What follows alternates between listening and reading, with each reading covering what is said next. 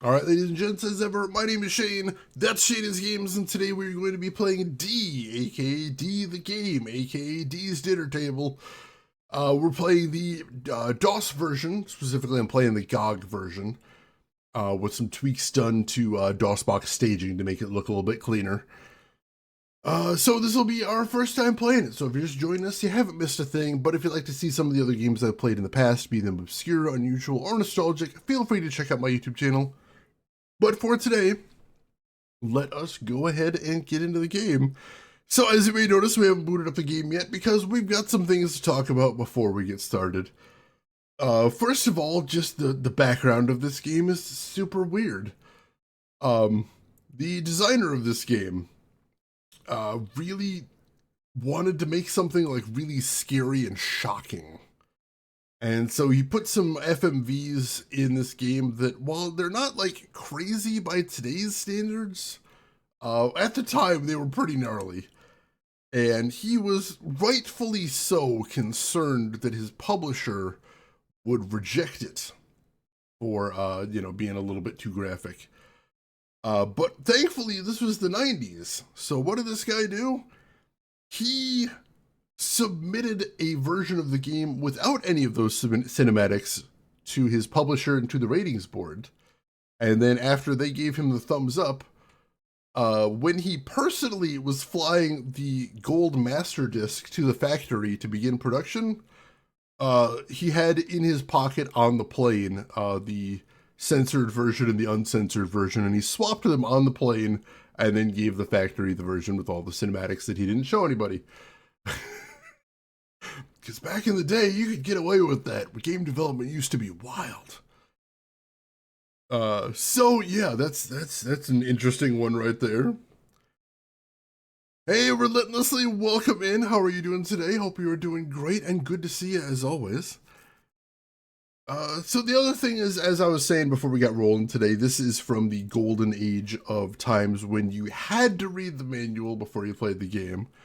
So I actually have the manual ready to go for you folks. So we're going to take a quick peruse of that before we get started. This is the cover they used for most of the American releases, which honestly I think is pretty cool, very striking. It makes a good use of the title just being the letter D. So it makes it look very mysterious.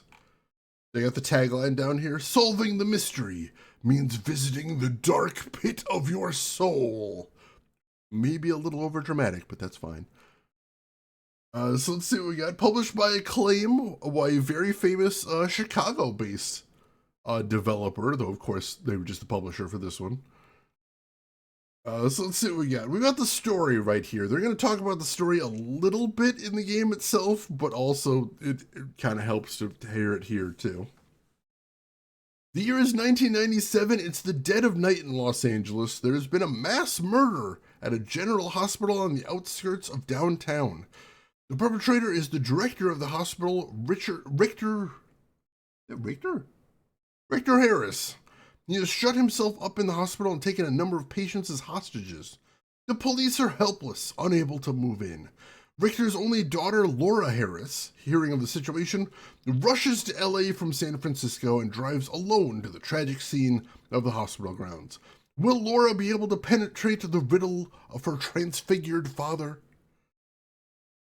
Castlevania, literally the only time I've ever heard the name Richter is in Castlevania, so that's absolutely the first thing I thought of right there as well.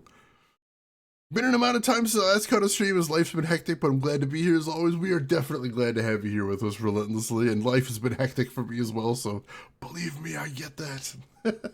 Hope you're doing well for yourself. Hope you're taking care of yourself. Let's see, Spice Chipmunk, welcome in also. Hope you're doing good there. Oh yeah, the Richter scale. That's true. That's true. We got that.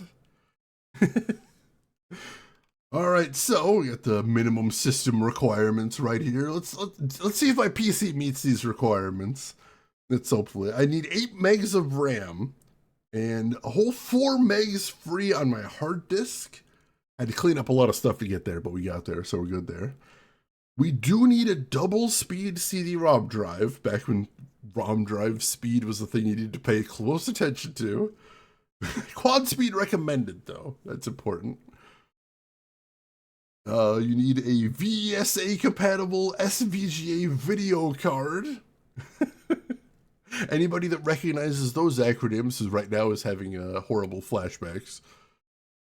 Supports Sound Blaster and 100% compatible sound cards. I think it like, oh, and we need a 66 megahertz processor as well. Oh God.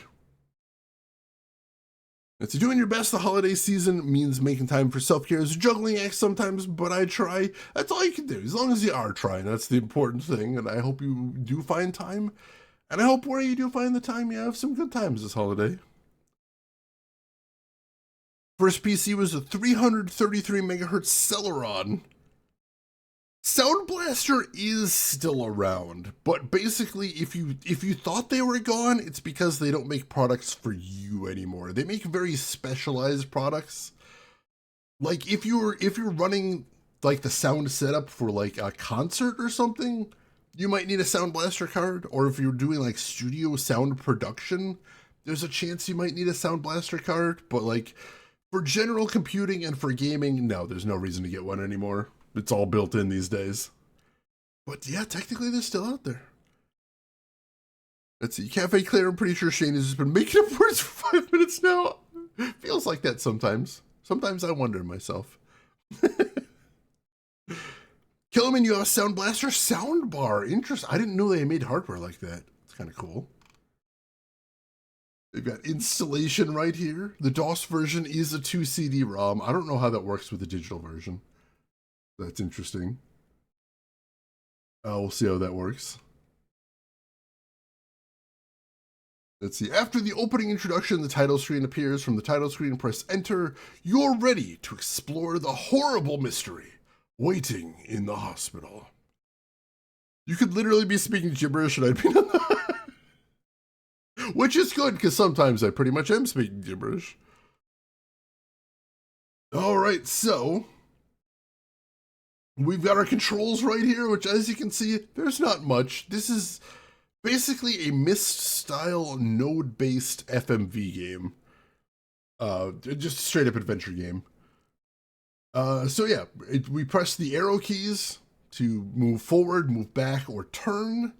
Though it is, like I said, node-based, so you don't get full control. You can just sort of flip between nodes, which, as with Myst games, sometimes is very confusing because you can't really tell where the nodes are sometimes. Spacebar is action, interact, and I is open up your inventory. Let's see. Throughout the game, you will come upon numerous items that can be manipulated in a variety of ways. Everything is potentially helpful or harmful, so be on your toes, it says. And we've got a page down here called Explanation of Rules, which is, if you had bought this game without knowing what's coming up next, you're about to get jump scared by the part that if you're wondering, why is Shane so reluctant to play this game? Well, here we go. Number 1, time limit. Due to its story, this game has a 2-hour time limit. Laura, the protagonist, enters the hospital at 3 o'clock, but at 5 o'clock, the other world is closed off, so the game terminates. Be aware of the time when you're playing the game. Note, in keeping with the time limit, the game does not contain a save feature. This game has an incredibly relentless 2-hour timer, no saves, and what happens if it hits 2 hours and you're still playing? Instant game over. Back to the title screen with you. Start entirely over.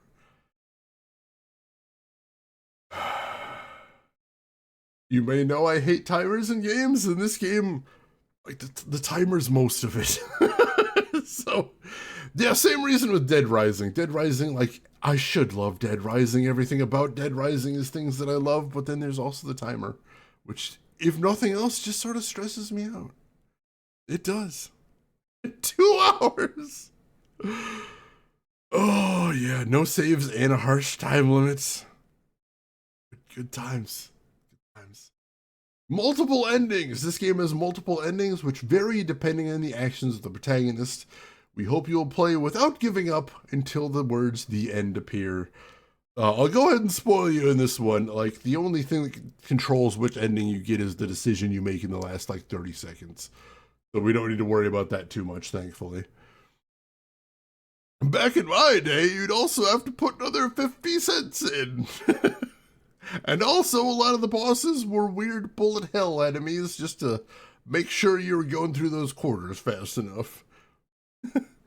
The only thing I hate more than timers in games is invisible. Oh yeah, invisible timers are bad. Thankfully, this one is very visible, because anytime we pull up our inventory, we will see we have our pocket watch with us, and the pocket watch will tell us what time it is. And 5 a.m. 5 a.m. is when the game ends. Oh, jeez. Taking and using items. When an item is necessary, it is automatically taken when it is found. To use an item, first display items on the screen with the I key, set the item to be used by moving left and right with the directional arrows, and then press the spacebar. Items which Laura has from the beginning. Clock lets the player know the current time. Compact gives the player hints on the game. So yeah, at any time when we bring up our inventory, we'll see that little clock there, and that'll tell us what time it is right away, which is good to know. We've also got Laura's Compact, her little makeup mirror. And if we use that, it'll basically tell us what the next puzzle we're supposed to be working on is, but we only get a couple uses of it. Every time we use it, the mirror cracks a little bit. And I don't remember if we get game over when we use it too many times or if it's just unusable, but either way, we've only got a couple of uses of it. So we're going to try and avoid it as much as possible. A lot of the human enemies were overpowered. Yeah, like fighting the zombies in Dead Rising is fun, but like when you get to a human that has a gun, like suddenly you're not having fun anymore. And also, yes, like all the human enemies do have a bajillion HP, which is not great. It doesn't honestly make a ton of sense either. Like, you're fighting zombies all game, and then suddenly you're fighting a normal human who takes like 60 hits with a chainsaw to take down? That's all weird. Doesn't make a lot of sense. Lifeline, the voice control. Oh, God. I feel like Lifeline is one of the very rare games, which is weird enough to be on the stream and probably still a hard no. Everything I've seen of that game just looks like absolute pain.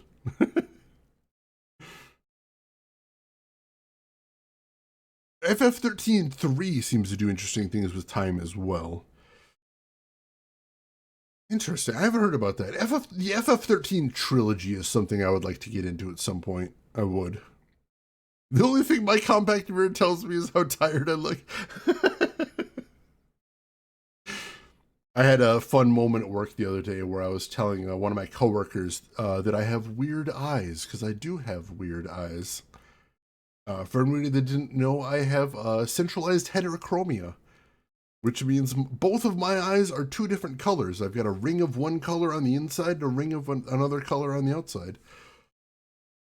And yeah, I was telling them about it, and they're like, wow, I would love to see that, but also, number one, I don't want to get up in your face, and number two, if you took a close-up picture of your eye, it would just look weird and gross. And I'm like, that's true. That is true. There is absolutely no way I can give you a good look at this without it being super weird. So we're just going to sort of nod and be like, yeah, that's a thing. But I do. I have centralized heterochromia. Very crazy. Shade is almost an anime main character. Close. I spliced the two colors the wrong way. Put them in the same eye instead of swapping them by eye. Almost had it there. Claire, you've been working on chainsaws since you think you can take at least 4 to 5 hits now. Please do not test that assumption. Oh god, yeah, 13. The boss fights in 13 were generally very bad. In general, 13 was not a great game, but I think that's the reason I'm so mad at 13 is because every once in a while something would happen in 13 that was just the coolest thing. And the fact that like they were so few and far between was maddening because like some folks at that studio had some real good ideas. but overall just didn't really work. Doc Belvin, you saw a streamer break their Lifeline disc in half after finishing it. That's a little excessive. Little throwing your controller through the drywall right there. Allie Lordswood, welcome in. How are you doing today? Hope you're doing well. You got the same thing, blue and hazel. I've got blue and green. Or no, sorry, it's green and gold? It's weird because it's actually changed over time. In my pictures as like a baby or a toddler, there's some blue in there.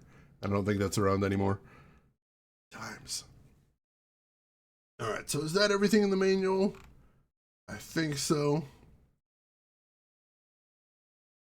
They don't mention in here if pausing the game pauses the timer. I'm gonna assume so, but I do not know that for certain, which is honestly terrifying. Let's see. How to enjoy this game. Oh, please, please, I desperately want to enjoy this game. Please explain it to me. To get 120% enjoyment out of your DCD-ROM, that seems like a lot, but I'm listening. Make the room as dark as possible by drawing the curtains and turning off the lights. Playing on a dark night is the best.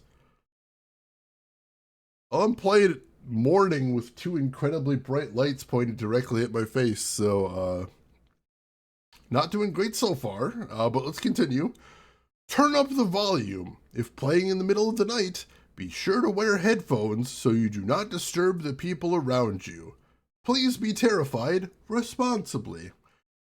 Can you solve all the riddles before the door to the other world closes? Also, I just want to point out that picture of Laura over there. Like, if that is the most meme-worthy thing you've seen all day.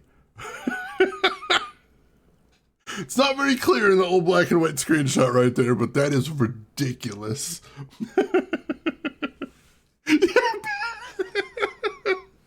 Basically that emote. She is so surprised she may have unhinged her jaw a little bit right there. How to have fun 101. It always gives me a laugh when you get horror games and they're like, turn off all the lights before you play this. Just do it. Like, I know it's more immersive that way, but also, like, I don't wanna. And when a game is awful start to finish, it's fun to make fun of, but when it's got redeeming qualities, yeah. I sometimes refer to myself as the patron saint of the 6 out of 10 game, and like, that's why. It's because some of these games, it's like a little bit more polished and this would be amazing. But it's a frustrating thing to see right there, most definitely. How to enjoy this game? Give it to someone else and watch them play it. Hi, I'm gonna be taking the bullet for you today. Burning coasters! Oh my god, I love it. Yeah, she's kind of doing a poggers right there. Maybe Laura, our character here, is the invention of poggers. It's very possible. I wouldn't rule it out. All right. I think we're good to actually get started on the game here. Oh yeah, there was nothing fun about that last boss. Holy crap.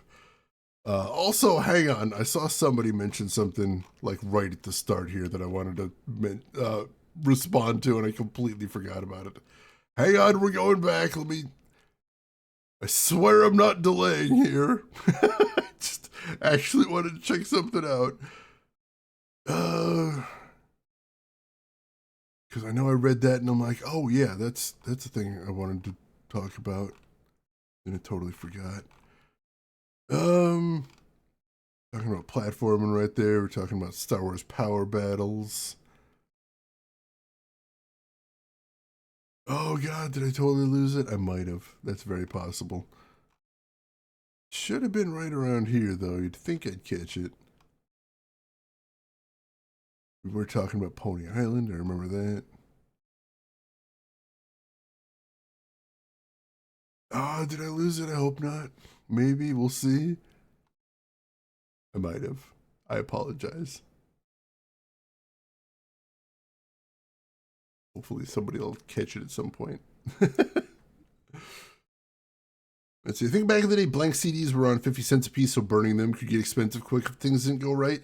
The first generation of burnable CDs were shockingly expensive. And the reason is Sony did some very expensive testing.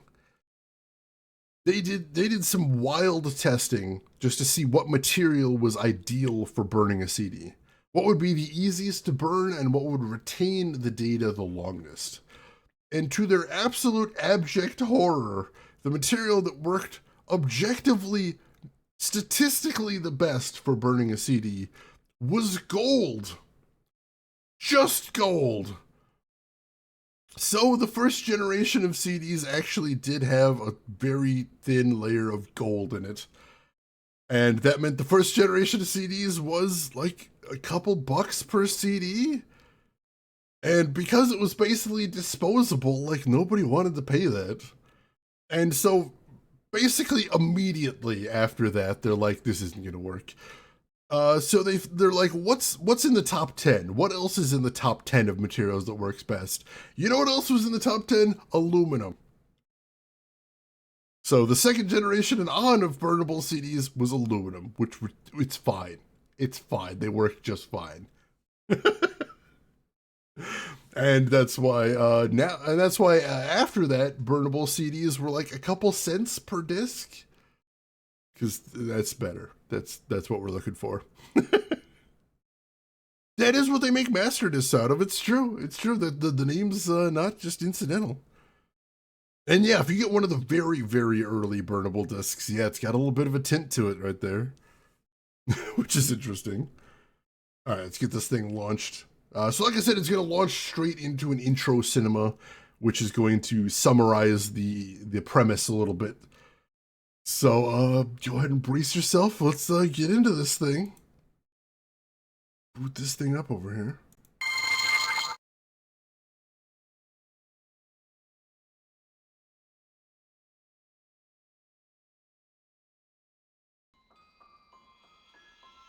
"1997 Los Angeles.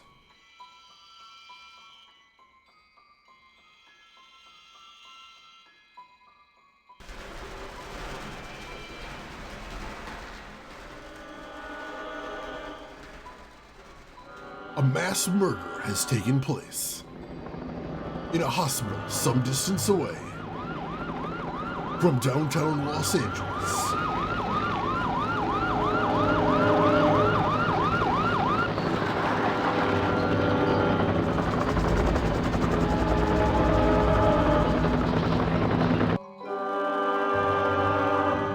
The criminal is one Richter Harris.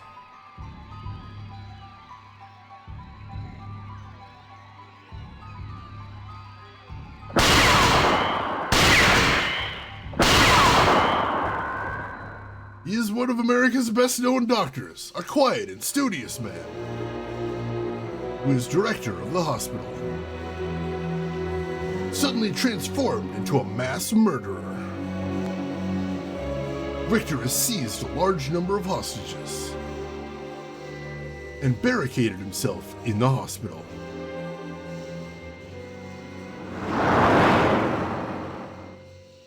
His daughter Laura hears the news.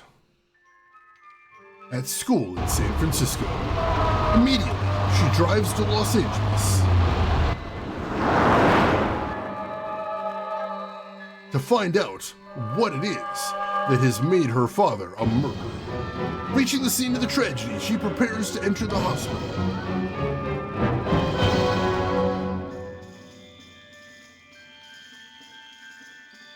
And then we're just going to show some clips from the game after that. Because you need to be sold on the game now that you've already bought the game and inserted it into your console.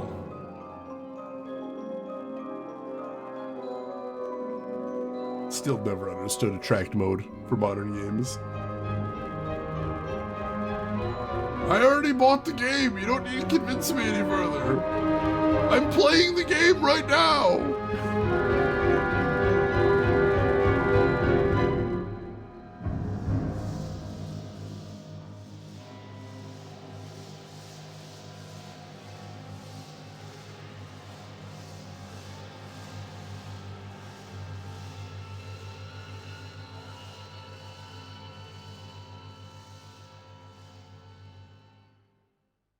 Also, they spoiled at least 2 puzzles in there, which is friggin' wild. Yeah, hilariously, I've actually capped the audio for this game, so let me tell you, those gunshots were so much louder in my headset. Dear God, I apologize. This game does have some audio sliders. They do not affect cinematics, so there's not a ton I could have done about that one.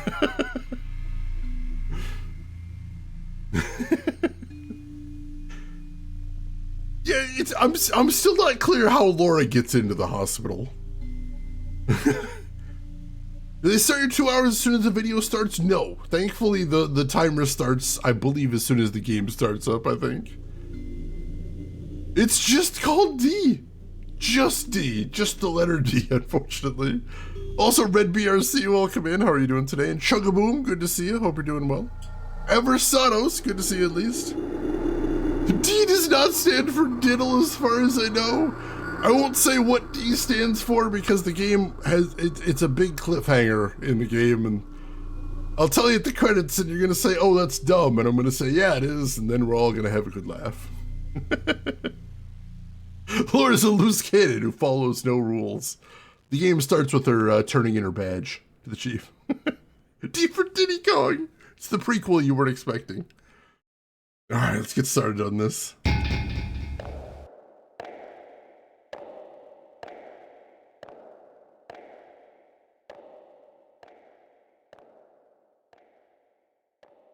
So yeah, tense police standoff in the middle of Los Angeles, and I guess Laura just gets to walk right in. Still don't understand that.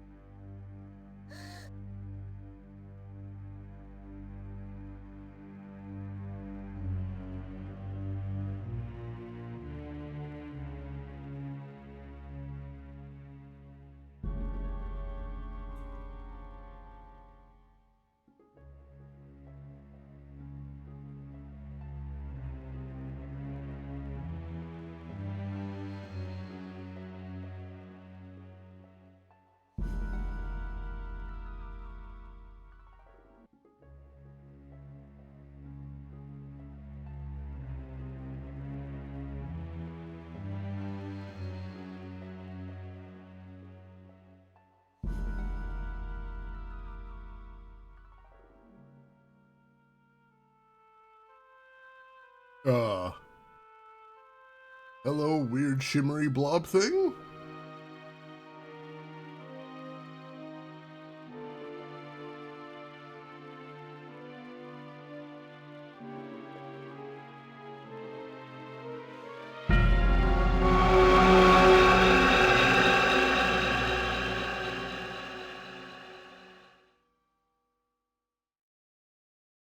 And now we're in a castle.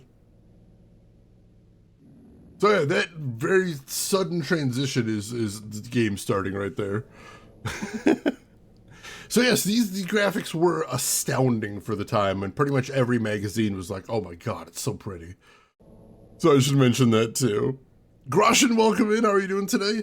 So yeah, the premise of this game is there is a hospital director in Los Angeles that went nuts and suddenly killed a bunch of people. And now it's a big police standoff. And his daughter, Laura, who is our character here, heard about this, drove down to the hospital, and went into the hospital to try and talk her dad down. And then something weird happened. Now we're in a castle or something. And that's our premise. Like I said, I have no idea how she was able to just walk into the hospital during a giant police standoff. But yeah, she looked a little bit surprised. She's like, huh, got teleported or something. See, like, it would make sense if they said, oh, they're sending her in to negotiate, but I'm like, why does the game not tell me this? Why did they not mention that at some point? Now, this game was, it sold okay, but it wasn't a huge hit.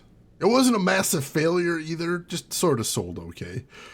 This was originally released, like, I believe the native platform of this was the 3DO, which might be one reason why a lot of people have not heard of this, because obviously the 3DO, not super popular. As a matter of fact, I'd go so far as to say it sold very, very well on the 3DO, but that doesn't mean a lot number-wise. But yeah, on the 3DO, this was a 3-disc game, and it was actually designed around having breakpoints, like a big cliffhanger at the end of each of the discs.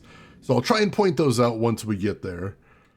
But that's interesting. Like, so a video was not easy to compress back then. We didn't really have good compression algorithms is the thing. The lack of alliteration disturbs me. It feels like I could use some more of that. Who had a 3DO growing up? I did not. I don't think I knew anybody growing up that had a 3DO. That was one of those things where I'd constantly read about it in the magazines. I'd be like, somebody have one of these? Somewhere? All right, so let's see what we got here. Makes that noise every time you unpause, which is great. So like I said, this is a Myst-style node FMV game. So I don't have full control over my movement. I just point in the direction of a node and then walk there. And because we can't tell where the nodes are, it's often very confusing.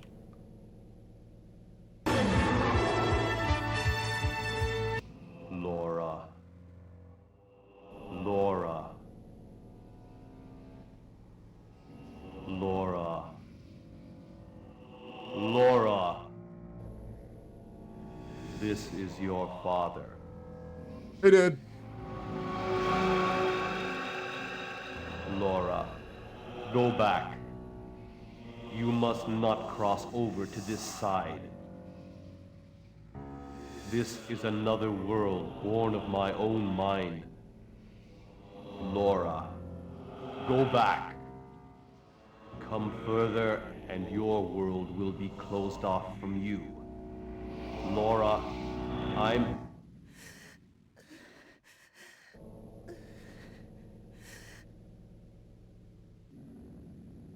I think he was going to say I'm pregnant, but he didn't want to ruin the surprise so early. I appreciate how they appear to have told that guy, we need you to say the word Laura as if you never heard the name before. Caseyna, welcome in. How are you doing today, Caseyna? Thank you so much for a 76-month resub. I appreciate the hell out of that. That is a ton of support, and it means a lot. Thank you so much for that. Also, like, basically saying Laura with all the way back in his mouth as far as he can. Laura. Laura. Yeah, after 50 takes, words stop lose all meaning. It's not great. Oh, yeah, they really loved those horrible sound effects in FMV games. It's really bad.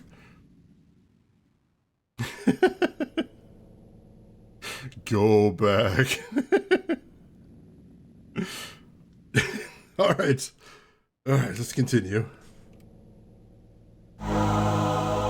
Get used to that sound. All right, so what do we got in here? We got a fireplace right there. We have what appears to be a dinner table right there. I don't know if there's anything we can look at the dinner table. Hang on. Can we see anything in here? I think he was trying to make his name his dog on Nintendogs. Oh god, yeah, one of those games where you can kind of pronounce words a little bit. I know what you mean. Oh hey, it's me.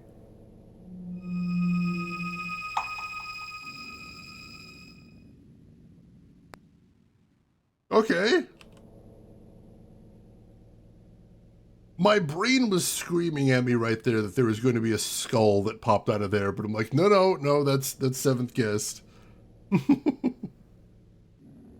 Chuck him in the soup. I love that guy. Having to pause whenever you need to read chat sounds like it's not going to get super tedious. Oh god. It's going to be interesting. It's going to be interesting. I'm trying to read chat as we go, but like I might need to catch up sometimes. Yeah, soup turned a little bit red for a second there, and then that was it. Yeah, Laura's not in any hurry here. She doesn't know there's a 2-hour time limit. Where are we going? Laura, where are you? Stop! Laura! What? Alright, yeah, let's saunter all the way back to the entrance. Awesome. Thank you for doing that. That was great. That was one node. God damn it. So yeah, like I said, one of the problems with node-based navigation is often you have no idea where you're going at any time. The in-game timer isn't very tight. I hope not, but we'll see. Speaking of, here's my inventory right there. There's the clock. Already used up 5 of our precious minutes. Not ideal.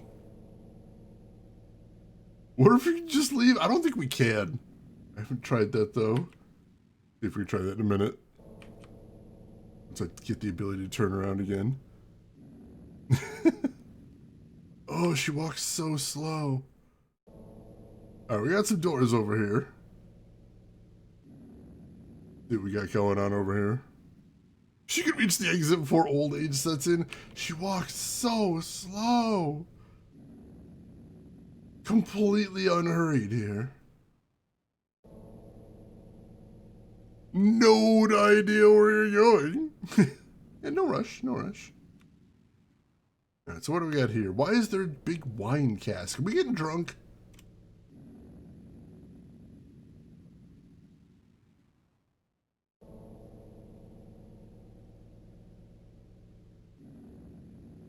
Okay, that was enlightening. That was the interact for this. She just sort of looks around like, yeah, that's a thing. Definitely.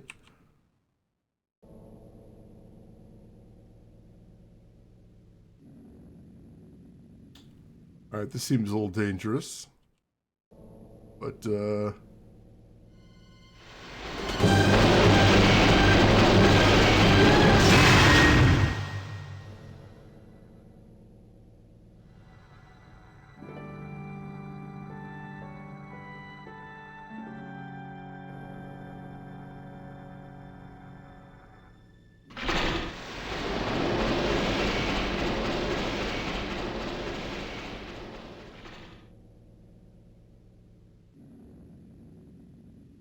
well, I guess we're not going that way.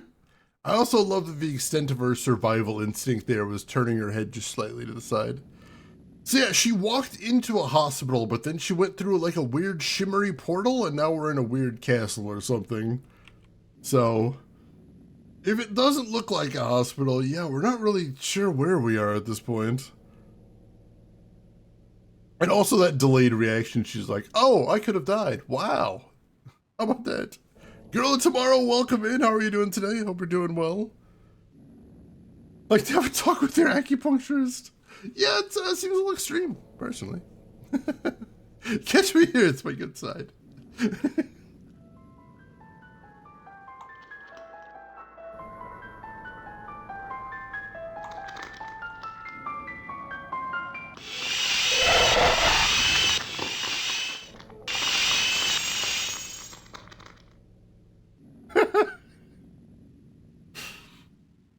Wow, Laura was mildly surprised very briefly by that. Wow. Does this game at least have some sort of combat system? I'm gonna say no, but there is a very tiny asterisk to that. The day has reminded me of the messiest person I know and how they are still the messiest person I know. Take from that what you will. Oof, I'm sorry. But hang in there. Is there anything else to do here? There's nothing else to do here. I do appreciate that the mirror seems to accurately reflect us as we move there, though. That's pretty cool. What's in here? I don't think we've been in this room.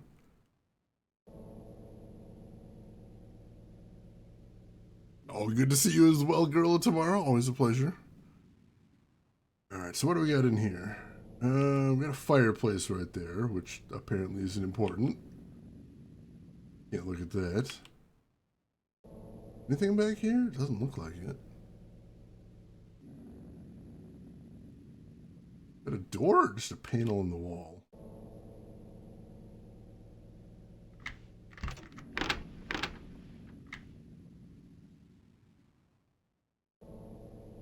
That's how I react to locked doors as well. Alright, so we can't get through there yet. Wait, is this a different dinner table? No, we just looped around, alright. We got a locked door in here, that's new. Alright, what else is there to see? I guess we can go upstairs, see what's up there. That does feel very haunted house. And you see, like, a lot of, like, old school horror games. Honestly, a lot of modern horror games, too. Like, they don't really do anything to build an atmosphere. They're just more like, here's a spooky thing. Here's another spooky thing. Here's a third spooky thing. Did any of those do anything for you? Don't worry, we got more. So, like, literally the lore of this game. Why was there a hand come out of the mirror? The answer is, don't worry about it. It's alright. Fine, don't worry about it. I didn't see a keyhole in that door, which could be a problem, but we'll see. Oh, this one's open at least. Got a big fancy looking room in here.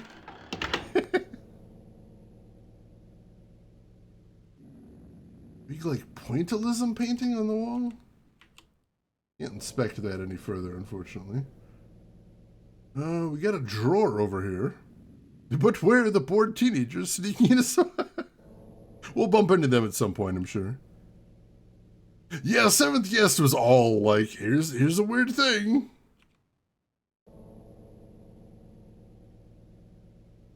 Giving people a tour of my place, that's amazing. Alright, so they're numbered here. We've got 1, 2, 3, 4, and 5.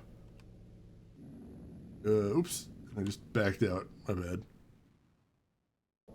Alright, so let's open 1.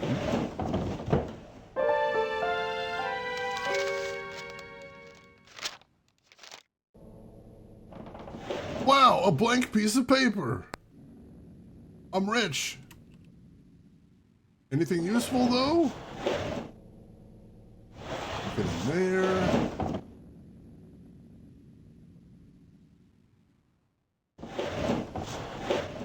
Nothing in there. I feel like the game uses the timer basically by just wasting your time a lot. Nothing in there.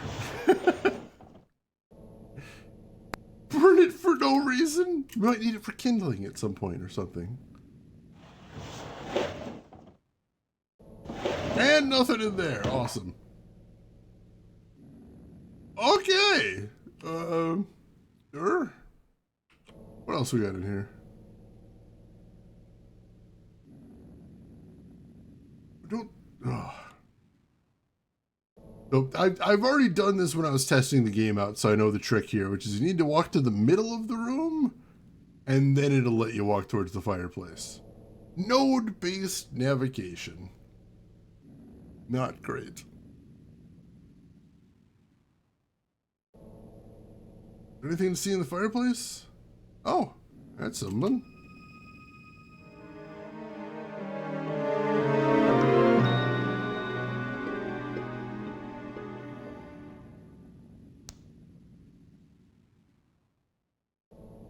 Am I the only one that felt like that music felt very much like opening a chest in Ocarina of Time? I was just waiting for her to hold it up above her head. Triumphantly. Yeah, weirdly, those cabinets over on the right side, I cannot inspect them. Spent an absurd amount of time when I was testing this game out trying to figure out how to get over there, but no. Apparently, A, those cabinets are not important, and B, the game just sort of expects you to accept that very quickly. It did sound like that. Excellent, excellent. And just a blank piece of paper, and even she's like, why do I have this? I'll pick it up, whatever.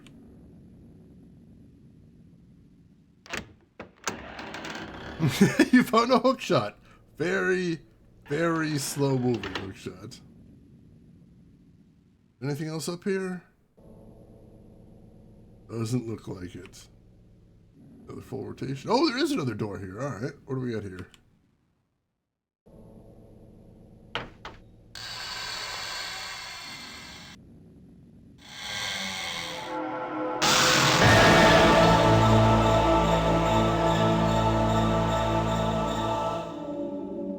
Well, he's super dead.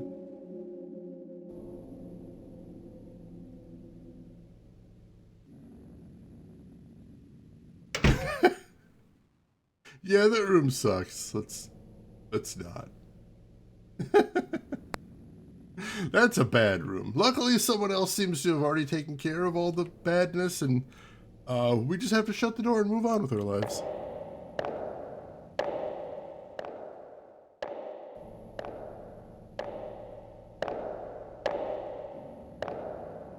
So that's where they get the RE1 zombie. Yeah, just borrowed him out of there, basically. Yeah, I would shut the door and walk away too, and just be like, "Yeah, this is a problem, but let's let it be someone else's problem." All right, so we've got a locked door back here. Let's see if our key works for it. Her outfit shows the game's age more than anything else. It kind of does. It very much feels like a 90s outfit. So we got the door right here. I think are we at the door, or do we have to go one more?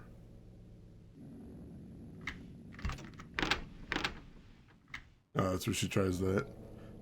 Now, Acclaim didn't actually make this game. They were just the American publishers. I don't remember what the original studio was called. Right, so let's try using the key. It's such a dramatic sound effect.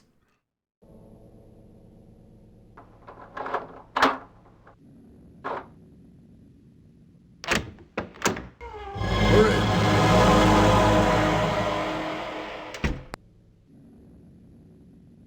And immediately, as soon as we walk inside, we're ambushed by a loud music sting.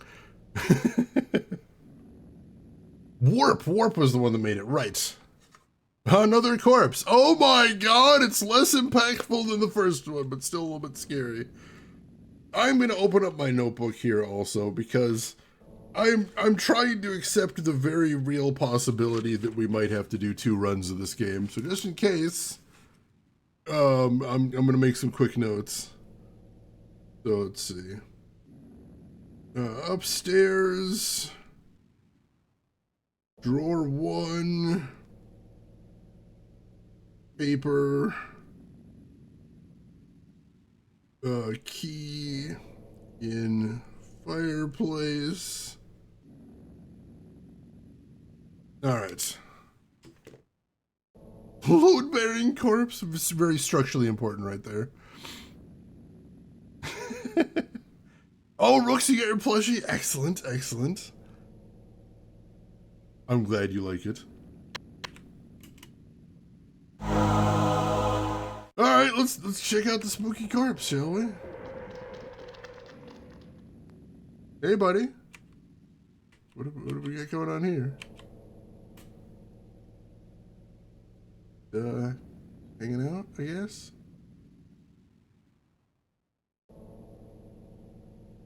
Yeah, just hanging out. I'm gonna leave you to it. Enjoy yourself. Oh, come on. I needed a key to unlock this room. There's got to be something in here. Oh, what do we got over here? Like, surely we don't just walk in and be like, this is unpleasant, and then move on. There'll be something else.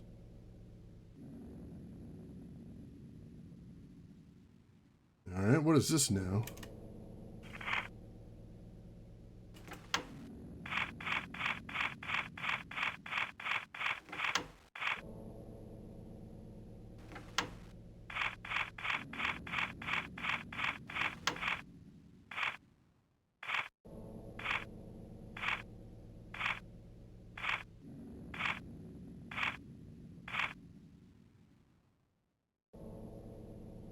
I have no idea. We're going to come back to that. Okay. I don't know what we're doing with that. Pretty sure we don't have what we need for it, though. And Laura just charges back to the door. I'm like, hang on. Is there anything else in here? Something else we should be looking at here? Apparently not. Surprisingly. No, literally just this. Need to find a 2-digit code? I'd assume so. We haven't seen that yet, so I guess we'll just keep looking. Must have missed something somewhere. Alright. Head out the door here.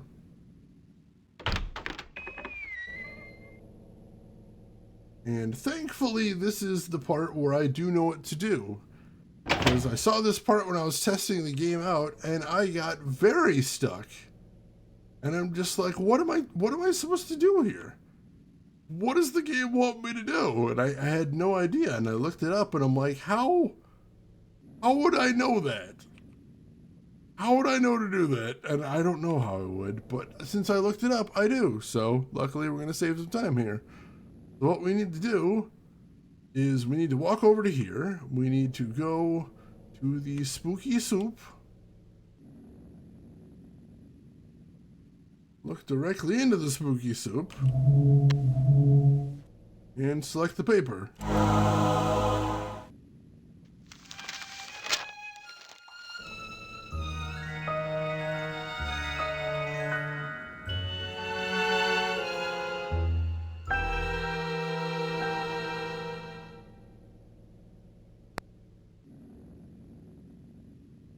Yeah, so that's kind of unintuitive.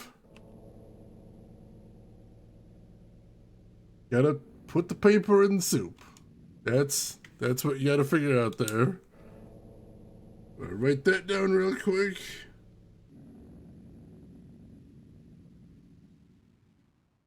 And that looks like it's referring to the numerals on the drawers there.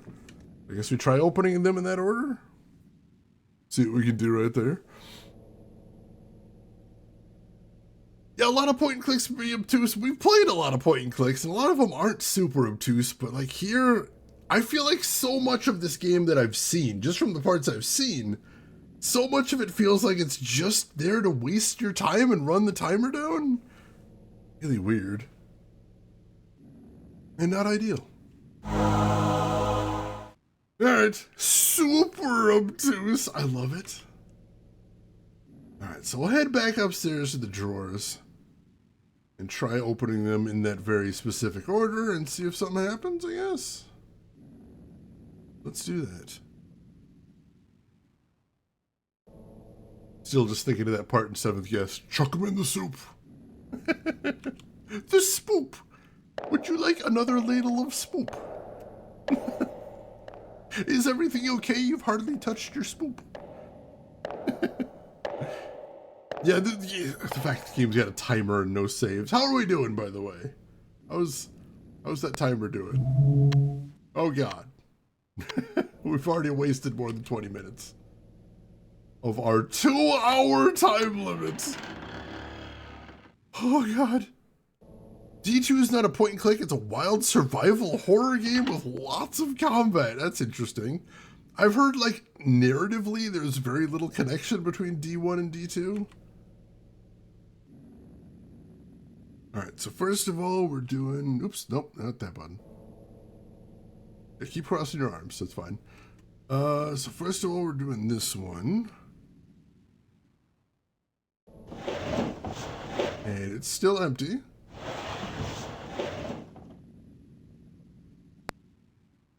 Then we're doing this one. Oh my God!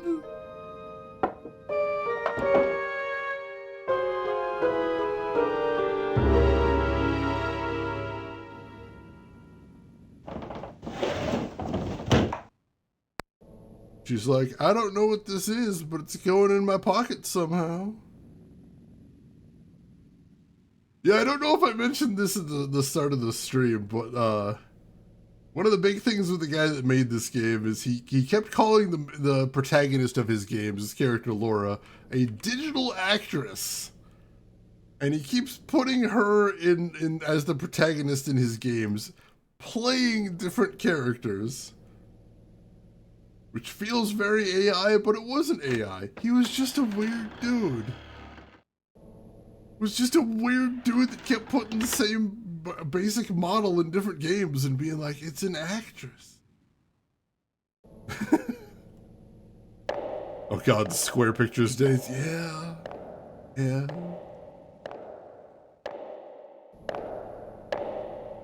The D is for drunk, and now we have the means to get there. Oh, this game will be easy then. Alright, so that looks kind of like the thing on the cask over here. Let's see if we can do something with that. I love how sometimes she has incredibly loud footsteps and sometimes just nothing. Very weird.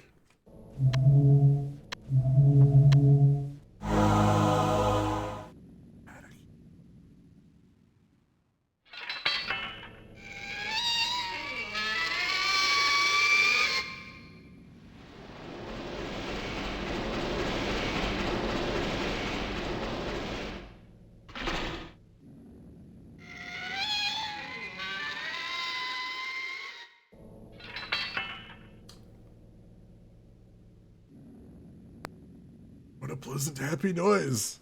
Thank you for that, game. Peace for the ears. Also, what did she think was going to happen there? Like, she didn't put anything underneath. Like, what if this was a liquid-based puzzle and she just spills it all over the floor and goes, oh crap, crap, crap. What am I supposed to do now? No drink to be drunk, none whatsoever. But also, we're not going to die from spikes, so that's pretty cool. I'm a fan of that, personally.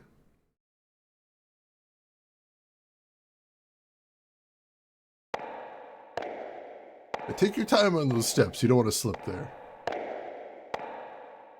Real slow. All right, so it says 78 on the door. And there's no handle.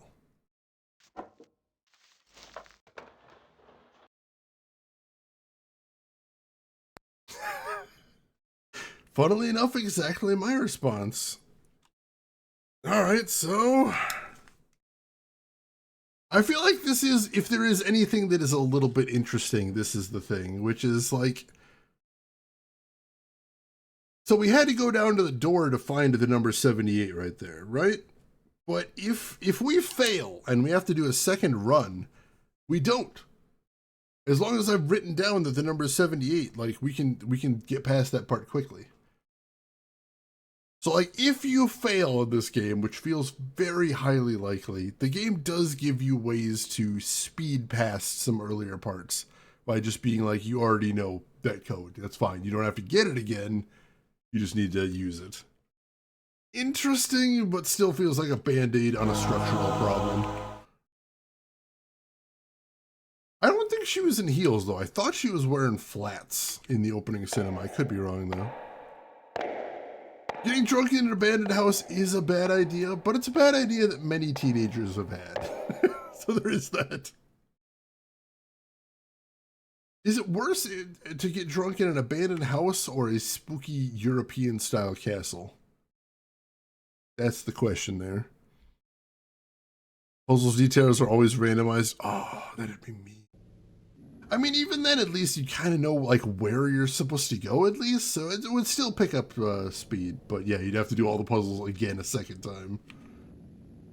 Does not sound ideal. All right, so we need to punch a 78 into that little code thing, but also it felt like it was doing some weird things with the numbers. So something tells me this isn't going to be straightforward. And also, I've already foreshadowed this by mentioning it feels like this game really likes to waste your time. Oh my god, a second time? Why'd they play that musical sting again? We've been in here. We know it's there. We know it's there. It didn't even change. Game, calm down. You're spooky, but you're not that spooky. Don't get ahead of yourself. All right, so I gotta basically stop it on the right number here. So I had it backwards before. Oh no, that's not the right one.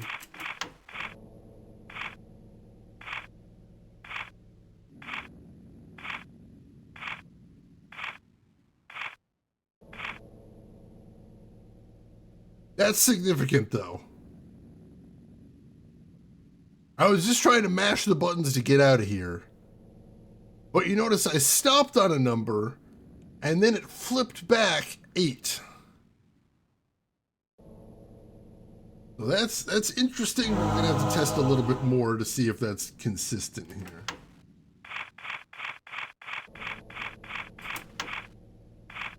All right, we got the 7. Oop.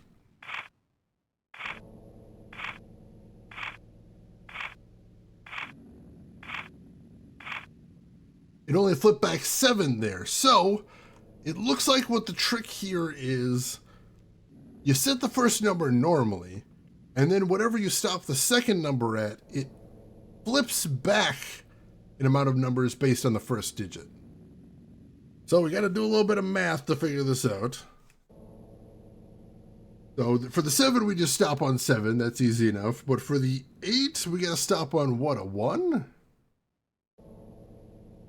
I think? Or was it flipping the other way?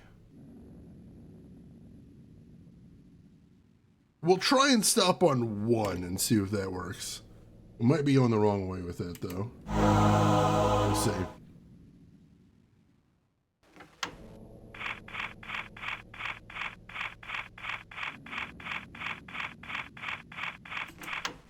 All right, we got the 7.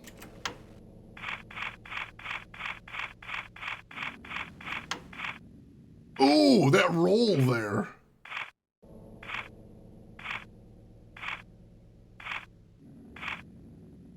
Damn it. All right, so I think we got to basically shoot to stop on 2 instead. Since it kind of keeps rolling a little bit there. Oh, like that. Yeah, like that.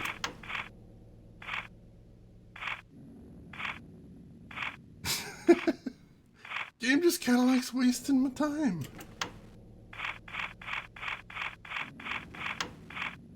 Oh, dang it, again. All right.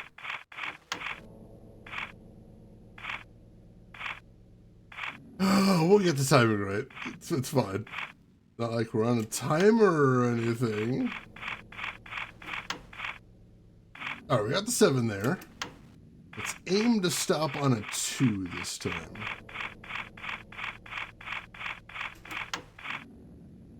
Oh, damn it.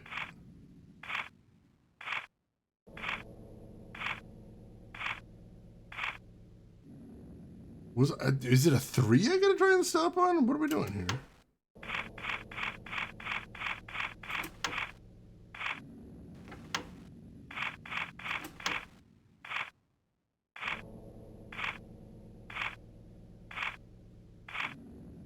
No, it's a 2. I just didn't stop right the first time. Dang it. All right.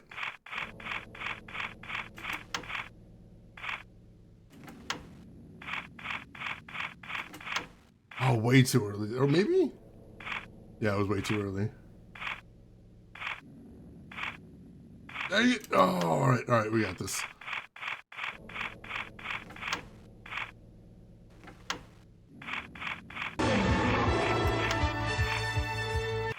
Think we might have got it. That might have been the lucky resub. Yes! Oh, God!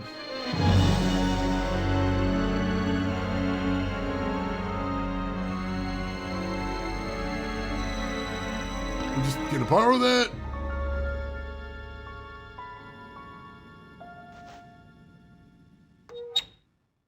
Yoink.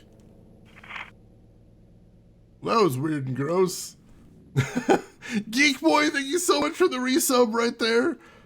Resub number 47 right there. I appreciate the heck out of all the support. It really helps a ton.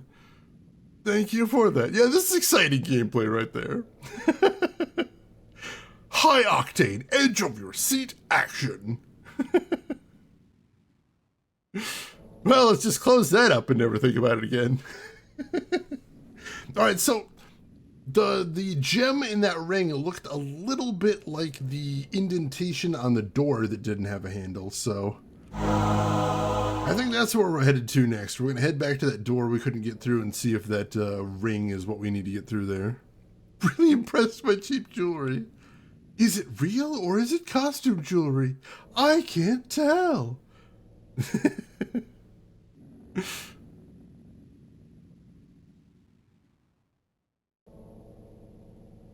Yeah, there was no back on that. We could have just literally moved it away from the wall. Maybe it was very heavy. Maybe it was real heavy and that's why we didn't do that. Or maybe it's one of those things where she didn't notice until afterwards and then she's all like, oh my god. Oh my god, this would have been so much easier. Yeah, you wouldn't have think Wallcorpse would go in for ruby rings, but, you know, Wallcorpse, it's a complicated guy right there, you know? We're learning all kinds of things about Wallcorpse today. Really revealing. He's feeling really vulnerable right now. Alright, so we go back to the room where we didn't get drunk and also we didn't get impaled. Really thankful for both of those things.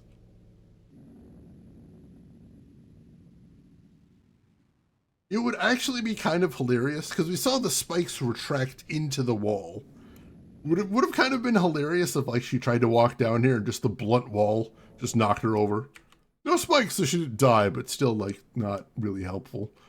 And she'd be like, oh, well, the spikes were a problem, but the wall is too, now that I think about it. It's kind of complicated, yeah. All right.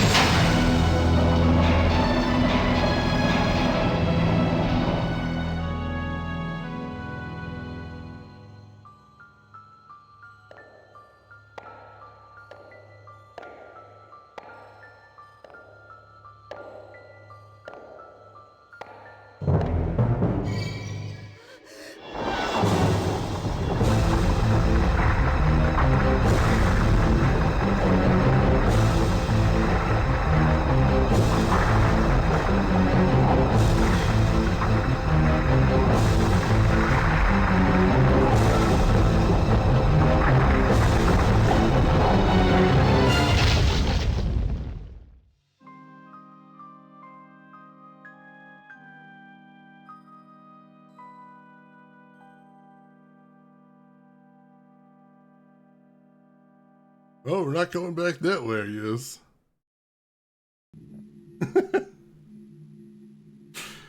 I like how you couldn't see her feet at any point during there. Because you could tell they're like, there's no way we're animating her running down those stairs. That sounds like such a pain.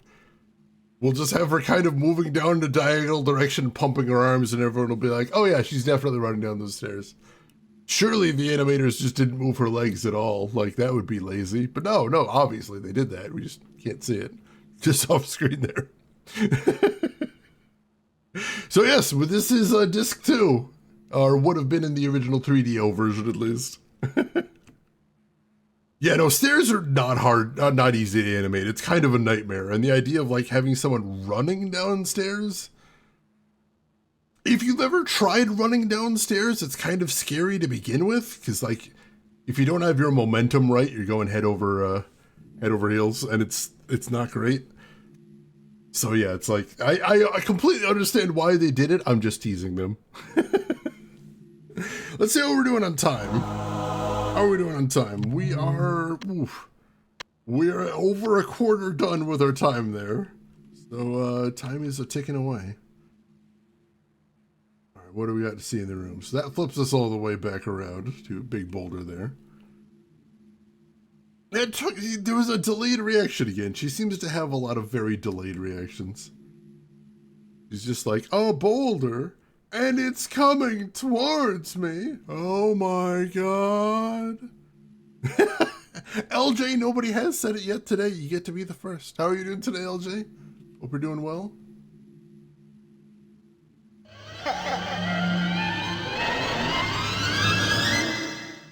Wait, what was that? Hang on. This feels like part of a puzzle. Hey, we gotta watch it again. I apologize. Let's see. Where's the...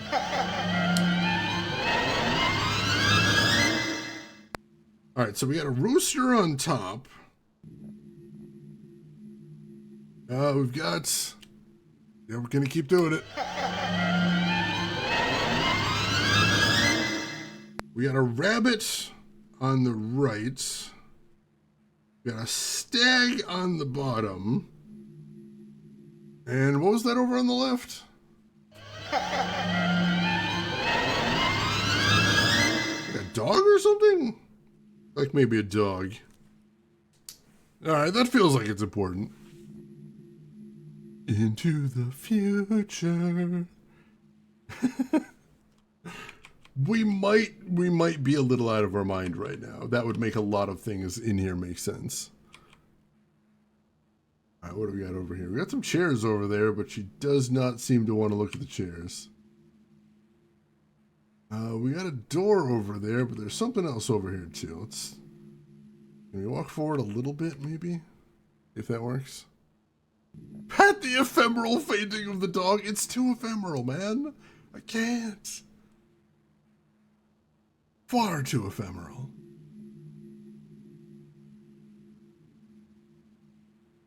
Hi. There's those things I just saw.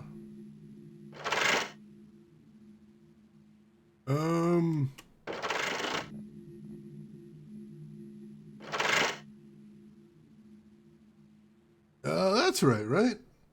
Rabbit on the right, stag on the bottom, dog on the left. Yeah, it should be it.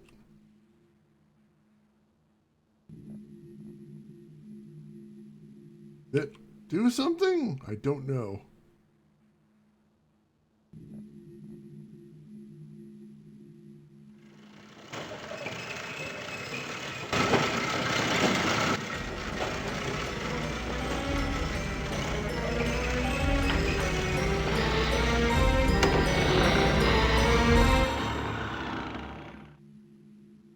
I guess that did something. All right. Yeah, what is the layout of this place? Reminds me of the old jokes back in the day about the Spencer Mansion from the first Resident Evil. Anytime you get up in the middle of the night and you want to pee, you've got to find 2 gems and an eagle statue.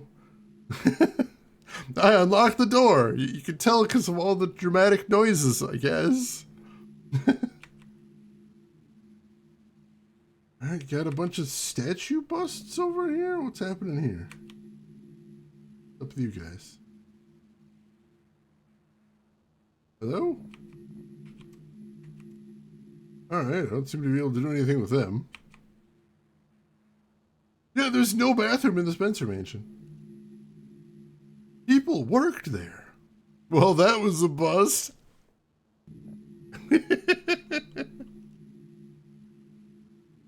Yeah, the 3 seashells. Wait, do you not know how to use the 3 seashells? This guy doesn't know how to use the 3 seashells. Believe it? That joke's not getting stale, is it?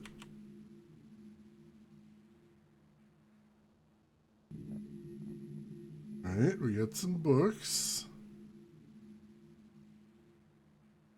Alright. Thrilling. Are there? Oh no, there are bathrooms in Spencer Mansion. Just hard to get to, right? Because most of them are gated behind weird puzzles and stuff. All right, yeah, we're just spinning around there. All right, how do I navigate this room then? Gotta walk over this way. Same thing with Castlevania Symphony of the Night. That castle I don't believe has bathrooms. I don't think, as far as I can remember, I don't know if any of the Castlevania games have ever showed a bathroom. Oh yeah, the zombie in the tub, I forgot about that one.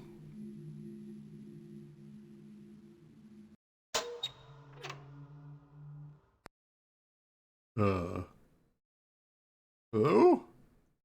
Hey fellas.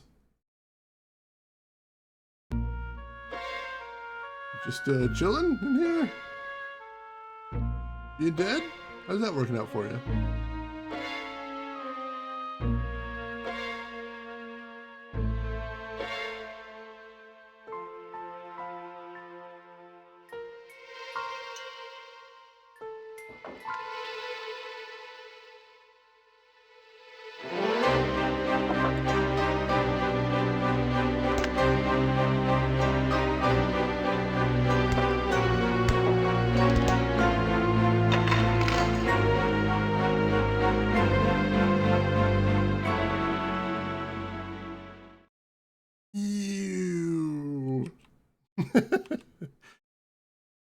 Had to touch a dead guy. No respect for the dead. He had a thing I wanted.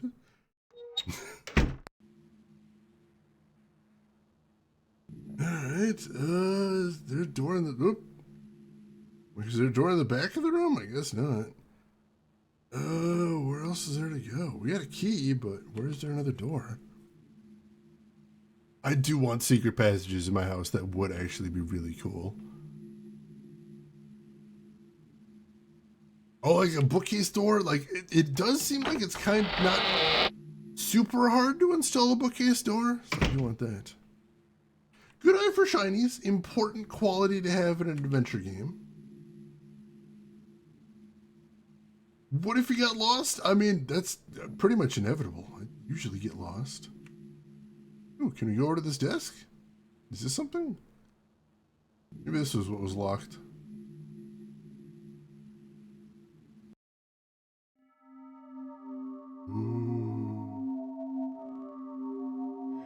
Glowing bug.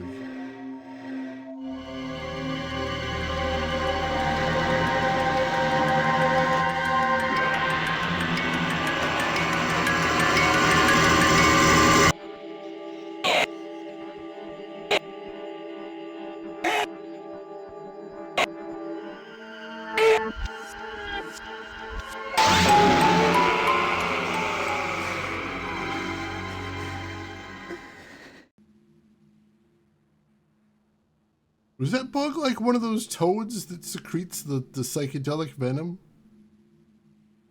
Touched a bug and we tripped out? What happened there? Are your ears okay? Not really. This game's so loud. I've got to turn down a bit for you guys, but I'm getting the full force of it over here.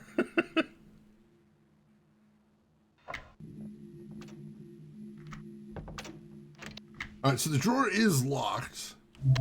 Let's try our key. Huh.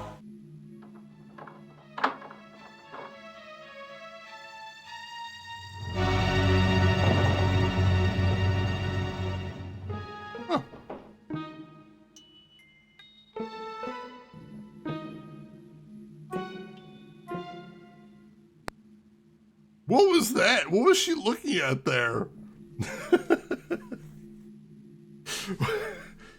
Like, she didn't seem to be looking at the spine. Almost looked like she was smelling it for a second there.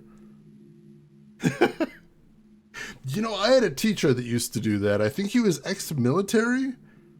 And, like, he would constantly modulate his voice to make sure that nobody fell asleep in his class. But what he'd do is he'd be talking like this, and all of a sudden, for no reason, he'd raise his voice in the middle of a sentence, and then he'd drop it back down again until he raised it for no reason. Like, you could just see everybody in his class, like, starting to nod off, and all of a sudden, whoa!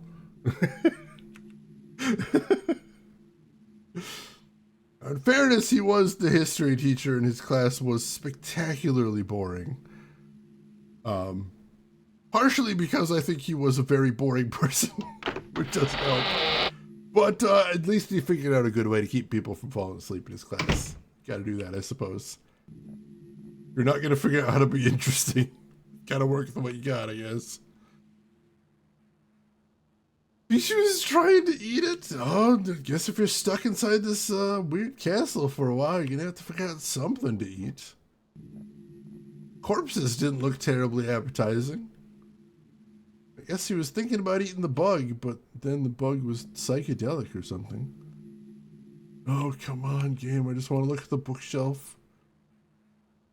Gotta figure out the right path the game wants me to take for it, though. Wait, what's happening? Laura. Oh, God. Laura. Laura. Laura. Laura. What are you doing? Go back. Now. Laura, you can't stop me. Leave the hospital. Quickly. If you do not, you'll never be able to return to your own world. Do you understand, Laura? Quickly!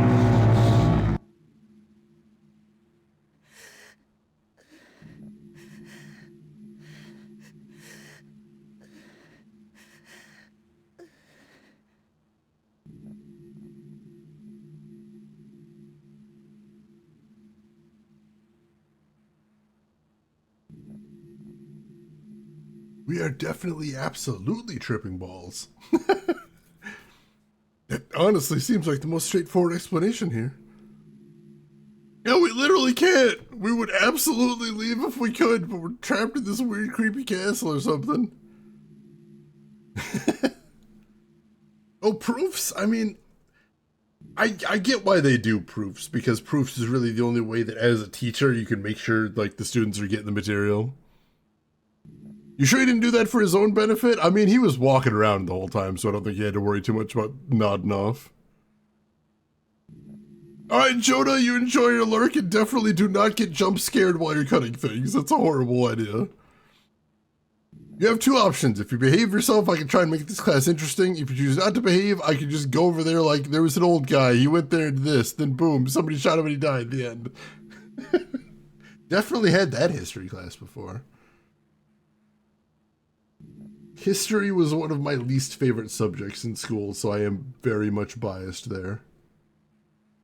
History and geography just did nothing for me. I liked math, I liked science. I enjoyed art, though I was no good at it whatsoever. I was embarrassingly bad at gym class. Let's try putting the book in the bookshelf. Maybe? I might need to get closer. There we go. Get right up on there. There we go.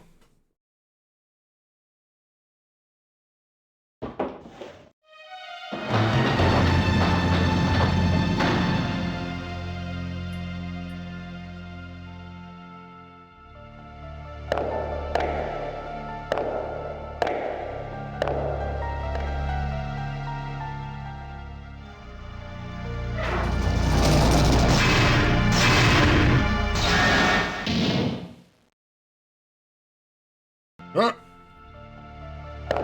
Guess we're here now. Wait, what's happening? Is it replaying the cinema? What's happening?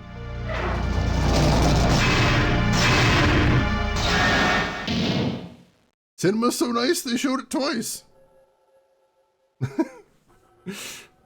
Yeah, she was almost fazed by that. She's like, huh, that probably would have crushed me. Weird. Yeah, I had one history teacher that was like really mad that the end of the US history book mentioned like Bill Clinton. And she's like, that's not history, that just happened. We don't yet understand the significance. And I'm like, I mean, it's gonna be history eventually. Like, it's moving towards history. It's not that big of a deal. I'd rather have a teacher that acted more like a boot camp drill sergeant. I would not. That would get so tedious. You would only make us read it when you had no better way to get the material into us. I had an English teacher that was like that. She's like, for this next unit, we're supposed to be reading Moby Dick, but the problem is Moby Dick is incredibly boring. So we're going to watch the Gregory Peck movie version, and then we're going to move on with our lives. And let me tell you, I was thankful for that. We spent more time on the more interesting stuff, and the stuff that was just horribly tedious we breezed over as quickly as possible. Now, hopefully not thrice. That would be a lot. Now she's trapped. No food, no water, no snacks, no toys, no games, no cake. It's not going to be great in here. Skip all the encyclopedia sections on whaling. That's most of the book. We did that. I think there was one other book that we skipped because she said it was super boring. But like some of the stuff, she's like, this is actually really cool, and we're going to really focus on it. Like 12th Night, she really liked, and Scarlet Letter, we spent a good amount of time on as well. All right, so let's check out where we are now. What do we got going on here?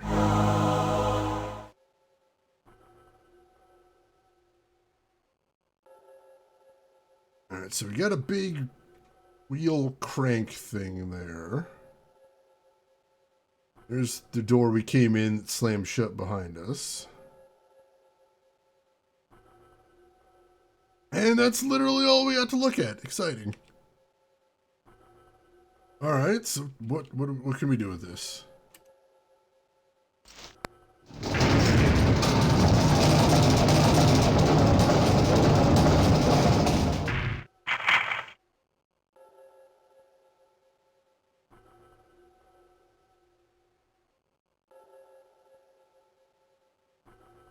Oh! Is this rotating the room? Is that one of these puzzles? It might be. Alright, so one crank doesn't do anything.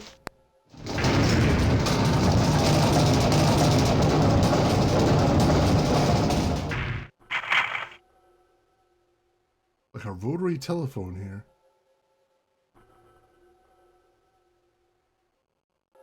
Two cranks does not appear to do anything. Wait, are we even supposed to be doing this? Are we doing this right?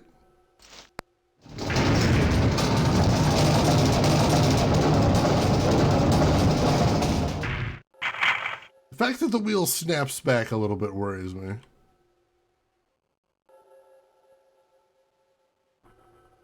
Oh, alright. That got us a door at least. I'm gonna have to keep track of what we got here. So 3 cranks gets us something. I'll make some notes once we go over there. You like to read, you didn't care about the books they were pushing, or Reddit moved on. Yeah, they don't always pick great books in English class, unfortunately. And it feels like the way they flog them, it just sort of like takes all the fun out of it. Valkos, good morning to you. How are you doing today? Hope you're doing good.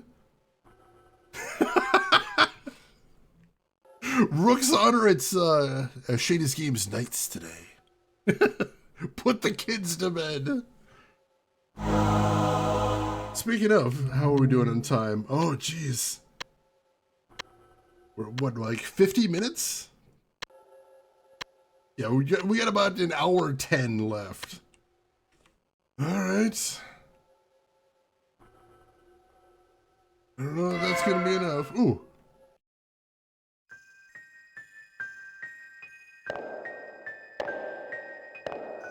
Shady's Games After Dark.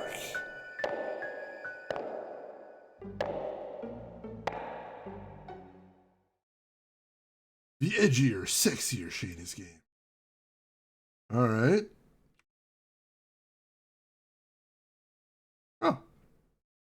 Here's a box. Whoa!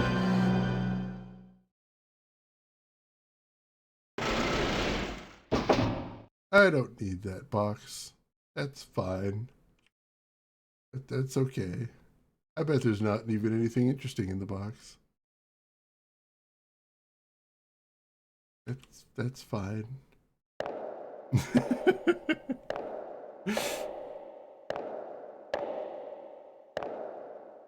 I will never forget my... Was that... Yeah, that was my senior AP English teacher. One of the questions we had in the test was, what was the author of this book thinking? Laura. Oh, for God's sakes. Laura. Again? Laura. What do you want?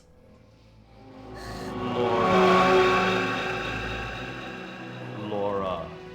Soon I will no longer be the man you know. I can feel my control slipping away. Quickly, before that happens, you must leave here. I want you, of all people, to be safe from me. Laura, there's nothing I can... Again, you're breaking up. Just text me later then, don't worry about it.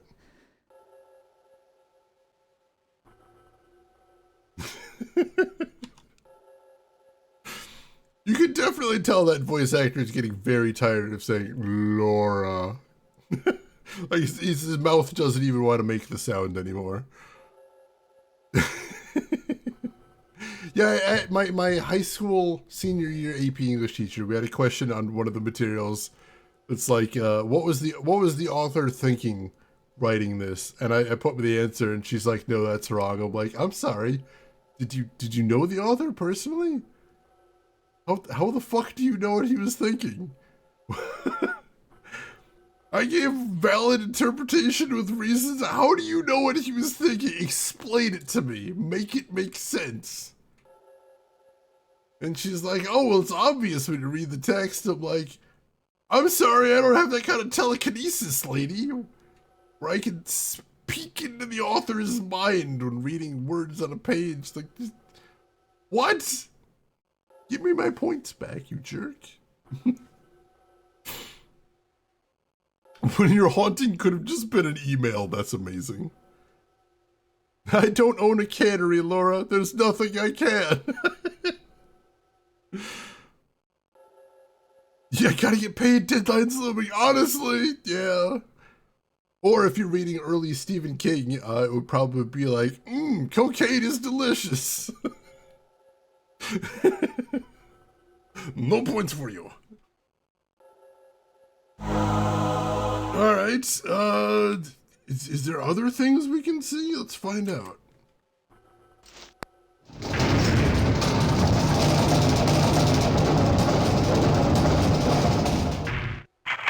Like, surely they're not going to have this entire elaborate mechanism just for one room, right? All right, we're back to brick wall. So I'll call that 4. We'll just count the number of rotations from baseline.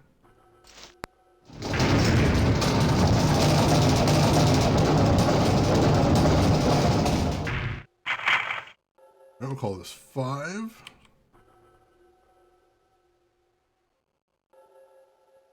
Oh, all right, another door.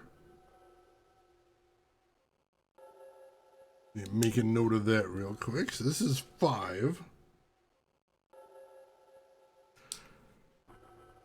Kid who asked his aunt to do his poetry assignment. He failed. She was the author of the poem. That feels like I mean, that kind of sounds like that. What the fuck? You're the Man Now dog movie. I feel like that's one of those things that goes around every once in a while. I don't know if it's true. Feels like it probably should have happened at some point, though. Now, see, I think that's an important point about reviews. It's something that Roger Ebert talked about at length. He said, a good review will tell the reader whether they should buy it, even if the reviewer didn't like the product. I think that's what's important. Because, like, take food, for example. Like, the experience of eating food is very subjective. Some people are going to like certain dishes, other people don't. So if you review a burger and all you say is, it's bad, That's 100% subjective. Like, nobody's going to get anything out of that unless their tastes completely align with you.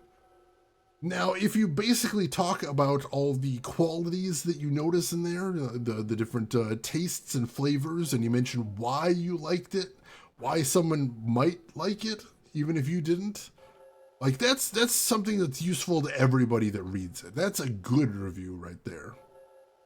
So, like, if you read a review where the reviewer says they didn't like it, and you're thinking, that sounds like something I'd like, that's probably a good review. Because even though you and the author don't agree, he's still giving you the information you need to know if you would like it. That's the bar right there. I think that's really important to think about. Let's see. Chinanen, welcome in. How are you doing today, Chinanen? Hope you are doing good. Glad to have you with us. Alright, so this is 5 rotations. We got another door. Let's see what we got here. We got stairs going up this time instead of down. Actually doing some stair climbing animation. I'll give him that one.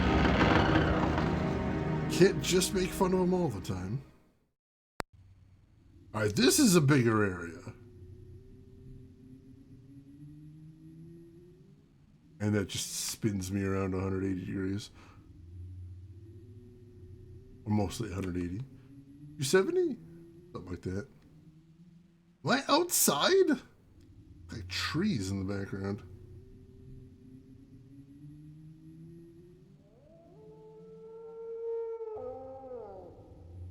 That definitely sounds like wolves.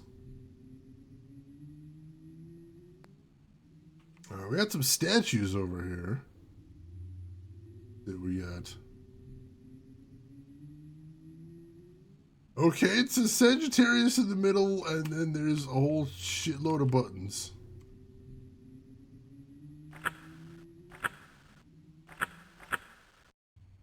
Yeah, we definitely don't have whatever we need for that. Let's see what's going on over here.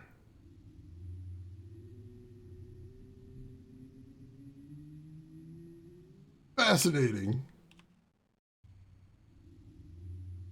D: are we formatting drives? Yes, this is a game about wiping your old OS. Aquarius. Once again, I don't feel like we have what we need for whatever that is.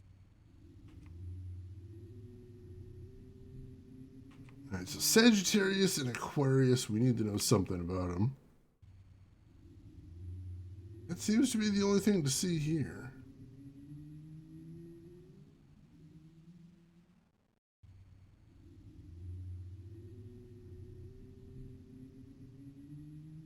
The door in the wall here, that might be something. I'm gonna make a note real quick. I called door number 3 the spike pit. I called door number 5 the statue garden. I think we can call it that. Not like there's a map in the game to confirm.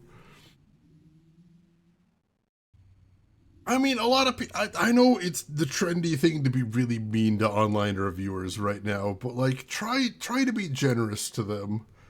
Because most of them are working for incredibly corporate companies that are like, hey, could you write 200 words for a review and we'll pay you like nothing? That's basically the entire online review industry for gaming, at least. Like, I think if you were to talk to someone that reviews games online, you would find they are very passionate about what they do, but they are trapped in a job that does not really allow them any time or space to do the work that they need to do. Which I assure you is as frustrating to them as it is for you. Try and be generous. Try to be generous. Let's see. Doc Belvin, at your work, some things are a subjective analysis, and I always push those onto someone higher up since I don't want to be the one on the hook. It is tougher to do those subjective analyses, though I think it is a good skill to have. I really do. Alright, let's see what this door is.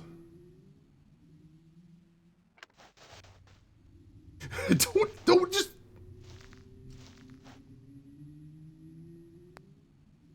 Laura, you have seen multiple deadly traps. Don't just stick your finger in the door hole.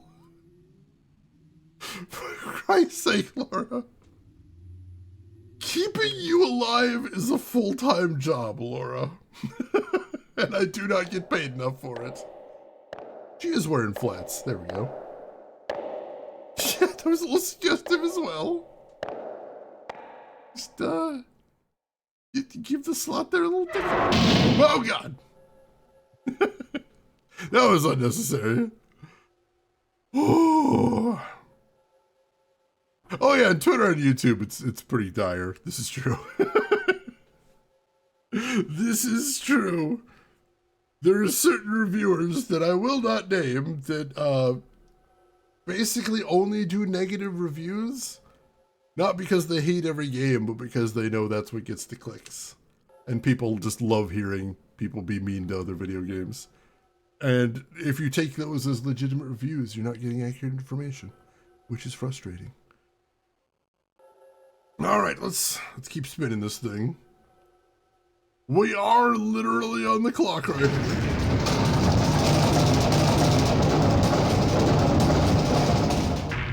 All right, so that's 6.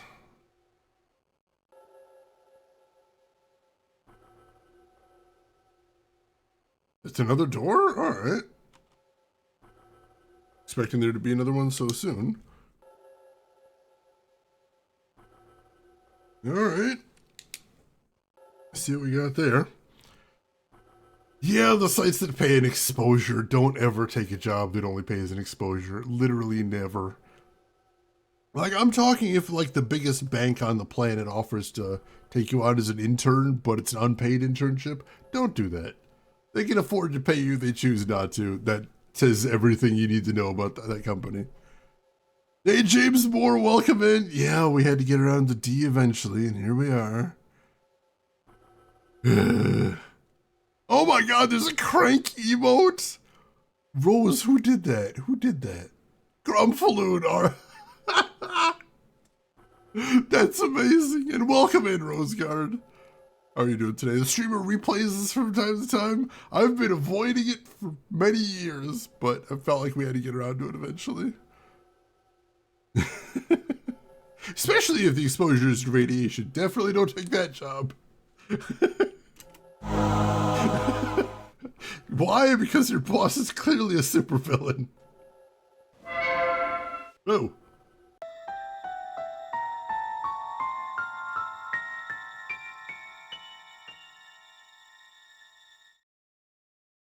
Yeah, get right up in that window.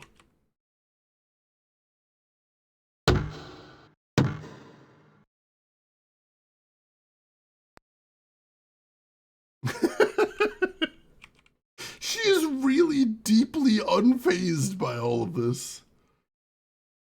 Yeah, I tried to break it, I guess. Oh, well. Yeah, it's tried. Look, what do you want from me? I hit the thing twice. If you hit it twice, it doesn't break. It's not gonna break. That's just it. That's all there is to it. Alright, so 6 is stained glass. Alright. Yeah, the bang sound was on a huge delay there. Laura. Why was she trying to break it anyway? Yeah, honestly, like, I wouldn't want to work for, like, the biggest of the big companies, even though I kind of am working for a very big company right now, but a lot of times the bigger the company, the worse the culture, but also, as I'm finding out right now, the bigger the company, the more the resources that you have to work with, which is very nice. Because my last job was a smaller company with a more intimate, casual setting, which was cool. But also, they're just like, stuff's broken, fix it, figure it out. And if you can't figure it out, try again. Which was not great. And now at my current job, I'm with a much, much bigger company, but they've got like documentation. And there's like other employees that I can be like, hey, have you seen this before? And they'll be like, yeah, yeah. I appreciate that. That's nice. All right, so back to the wheel, I guess. Back to the wheel.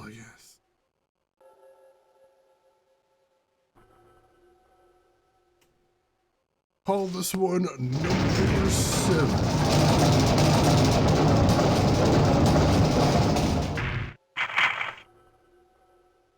Right, we'll take a look. Brick wall, alright.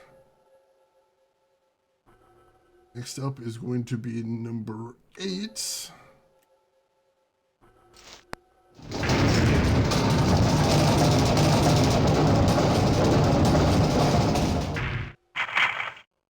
What we got here?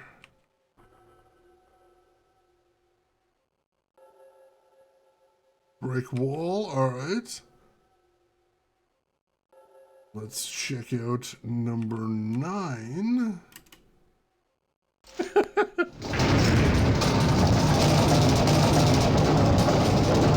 On that crank game.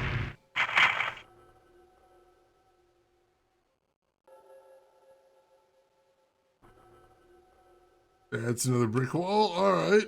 What else we got?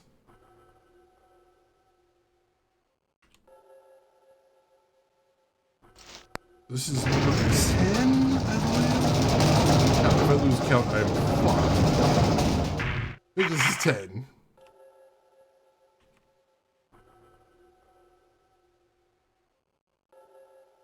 Oh, we got a door at 10. Bring a note of that. Game Awards was very boring. Like it's commercials. They don't even seem to care about their own awards anymore. They're just doing commercials.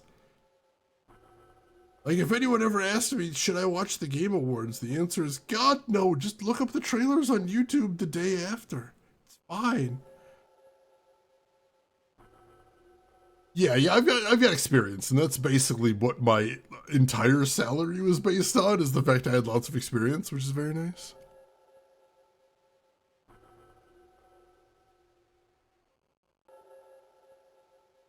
Oh, interesting, Shannon, interesting. My job has a very interesting way they've got it set up.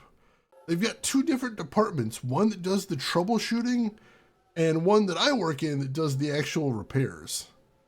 Which doesn't mean that I don't do troubleshooting, but like generally by the time the tickets come to me, somebody else has already said, here's what we think we should do, which is interesting.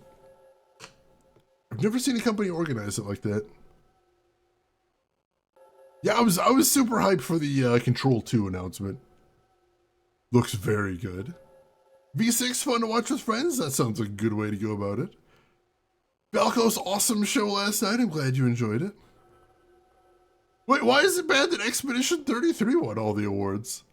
Like, that's a small-time company. Like, I think their first big game, and from what I hear, it's amazing. I want to try that game real bad. Give good games awards, especially if they're not from the biggest companies out there.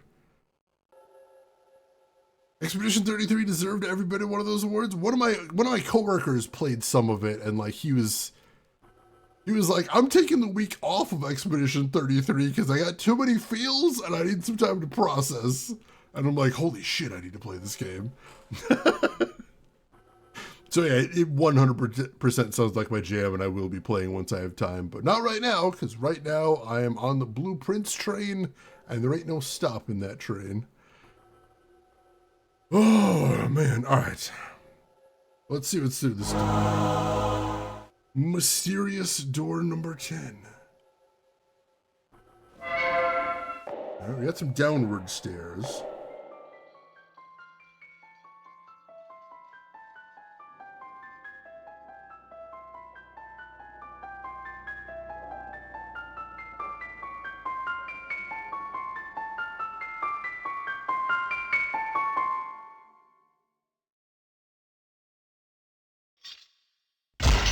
Whoa!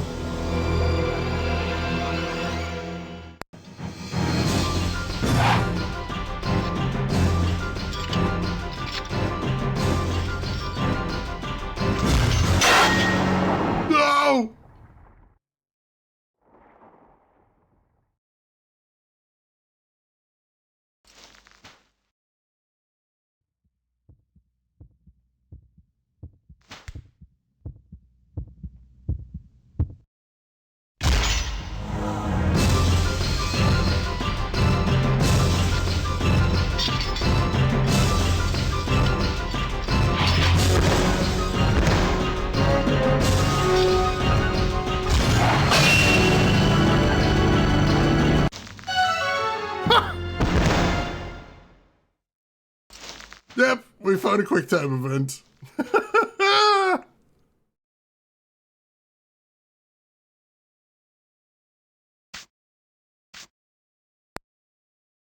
Oh, good. QTEs. I love those.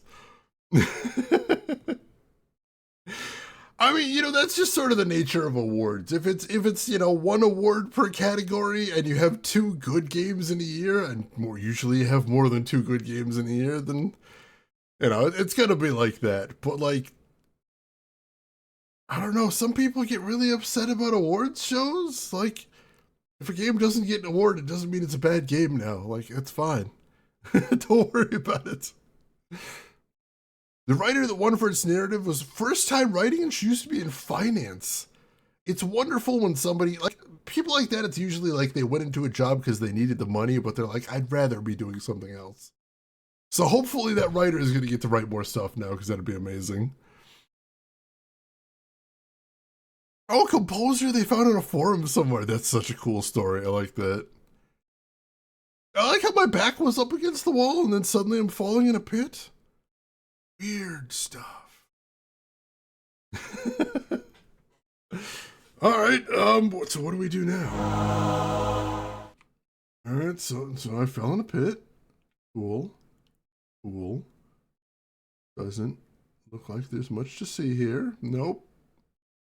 Just a pit. Quickly answer out. Nope. All right. Just in the pit. Luckily, they put some ladder in the pit. I appreciate that. You shall spend all of eternity in the pit, and don't climb out. That would be very rude. You're not allowed to. You're in the pit now. Oh crap, he's back.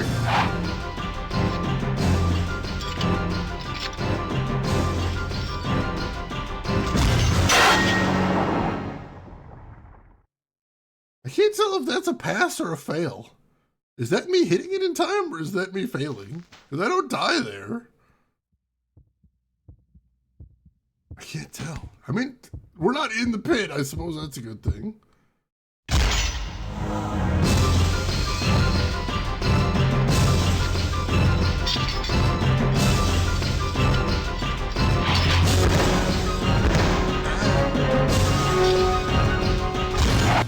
Oh, I hit the wrong button. That one was on me. I thought that was the part where I pushed the space bar, so I pushed the space bar. So it's what? It's left, right, left, space bar, I think is the sequence now, possibly. I think.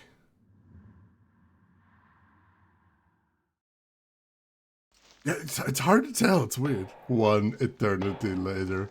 I mean, I suppose the good news is we're definitely getting Arm Day in, climbing out of this pit over and over again. Oh god, Rose, is that the horrible Laura open mouth emote? They have that in the instruction manual. It's so embarrassing.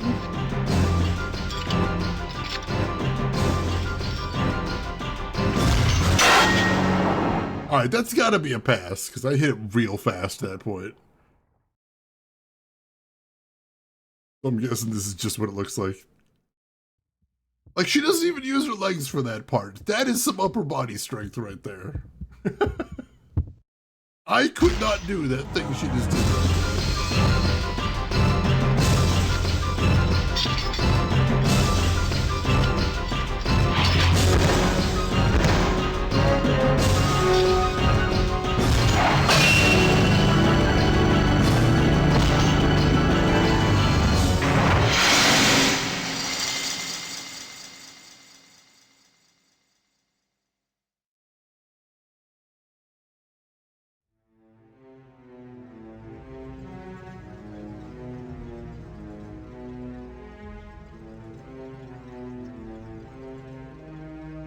Sword.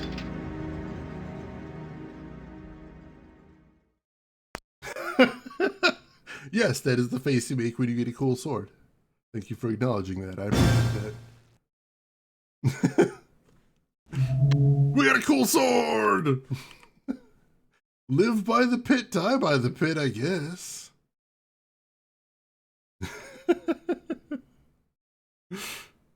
Uno reverse!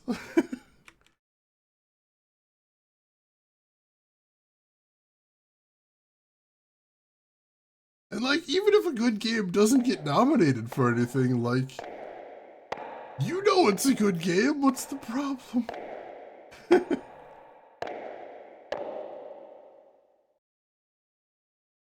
Alright, so I don't know why we need a cool sword, but we got a cool sword.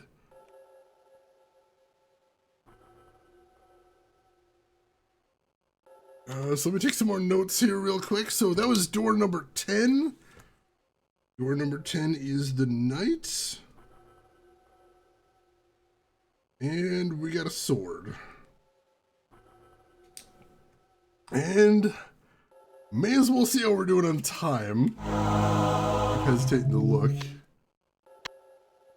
Oh god, alright, so we got, what, 55 minutes left, I think? Actually, not terrible, but still scary. I have no idea how much we have left. 11 cranks!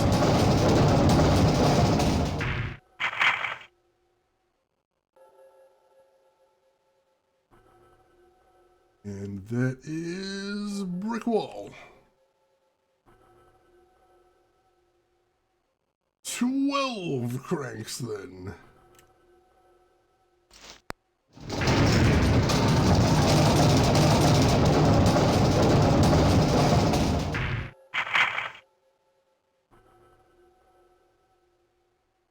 And all right, we're at a door at 12. There's a lot going on in this room. 12. Let's see. Also, that Street Fighter movie looks like it's going all in on camp. I haven't actually seen the new trailer, but I know there's a whole bunch of pro wrestlers in it, which is probably why I'm going to be watching it anyway.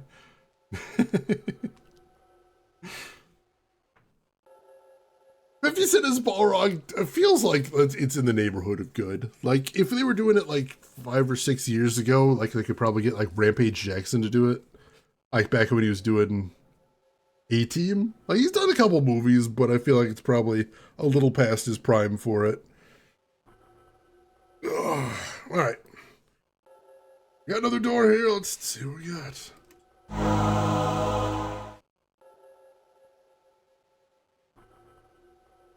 Wait, Jason Momoa is Blanca? Oh, that's hilarious.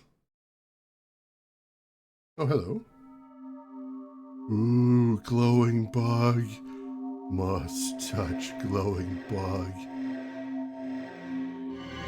So pretty.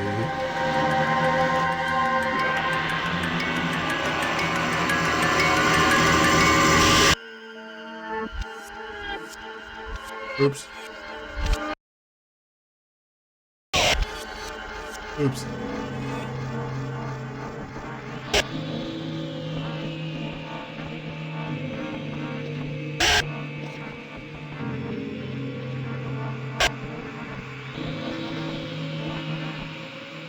It just keeps going.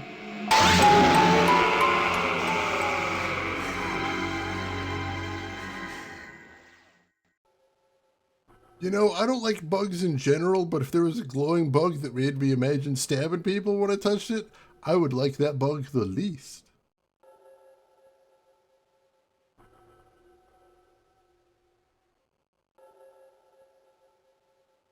Alright, I'm not sure if that's the way we came in or not. There was like a cage that was keeping us from that one. I'm not sure if that's it. But right now, I'm going to assume it's not. So I'll put bars for number 12, and we'll figure that out. What about that bug that made you hallucinate? We were playing Illblade? Oh god, I wish it was only a hallucination. I hate that game so much. What did we tell you about licking psychedelic bugs? It was either do it or don't do it. I forgot I had a 50-50 odds there. Yeah, David Dasherman as Bison is super odd because, like, Bison Bison's not the most muscular out of the whole crew there. Like David Dashelman, I feel like if he gets the extra large drink from 7-Eleven, he needs some help carrying it back to his car.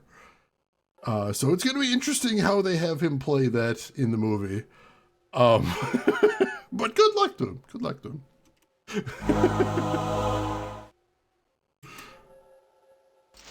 Alright, so this might be 13. Either 13 or 1. I haven't figured that out yet. It's a brick wall.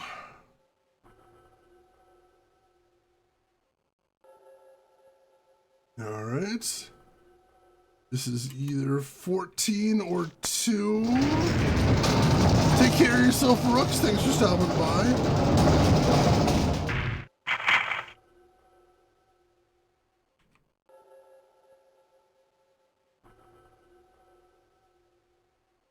All right, brick wall. And this is either 15 or 3. If we are on a second loop here, this should tell us. Since there was something at 3 before.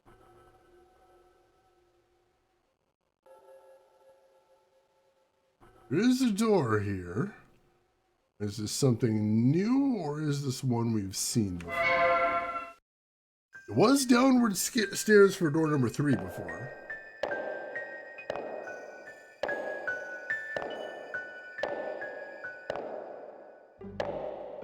And looks like it. Alright, yeah, this is Spike Pit again, right? This is the Spike Pit again. Alright, so yeah, we made a full loop. Sorry. So yeah, we've got 5 doors here. Can we use the sword here somehow? We cannot use the sword here somehow. Is there like something else I can do here? Surely there's got to be something else we could do here if we're going to solve this puzzle at some point, right?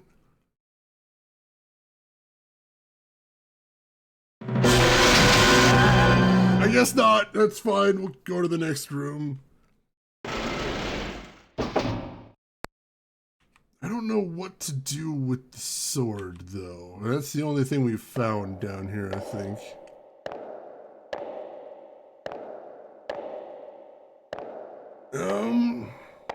I guess we'll start going back through the doors in order and try the sword on stuff, see what happens.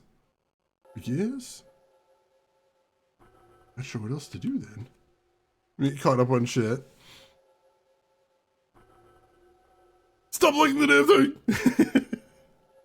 damn thing! Yeah, Raul Julia was also not a muscle-bound guy, but like, I've heard people make that argument to me before for David Dashelman, to which I'm going to reply, you don't want to try to mimic Raul Julia because you're not Raul Julia. Like, I 100% believed if someone just like watched the other Street Fighter movie and just went, oh, so that's how you play M. Bison, I'll just do that. No, I don't care how good you are, you're not Raul Julia, you're not going to pull off that performance, you got to do something different. So that worries me a little bit. No, you will not. You're good, but you're not Raul Julia. That's all there is to it.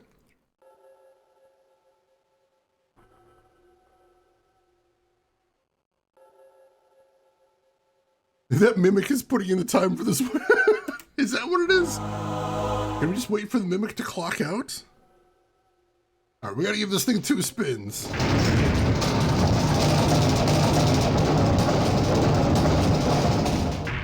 Yeah, Raul Julia basically knew that he didn't have super long to live, and he knew that his kids were big video game fans. So he's like, I'm gonna do a video game movie, and my kids will love it, and that'll be a nice thing to leave behind. And he went so unnecessarily hard that what was otherwise gonna be a very, very unwatchable movie in fact, has a lot of fun in it, and like just you watch it for Raul Julia, and you're just smiling every time he's in frame. that single monologue, he just throws over his shoulder like a sack of potatoes and drags to greatness. It's beautiful, it really is.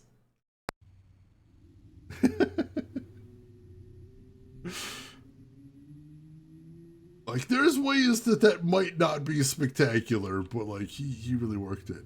Oh, maybe that's what goes in the hole here. Maybe that's what the sword's for. Yes, stab the door.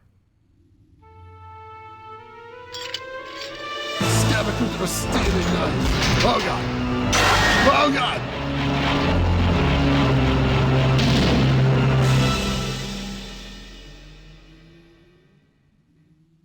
Did she run away from the hilt? She could have caught that. Not that heavy. Or big. That's just perspective. That's for a shortening, Laura. It's fine. What we got here?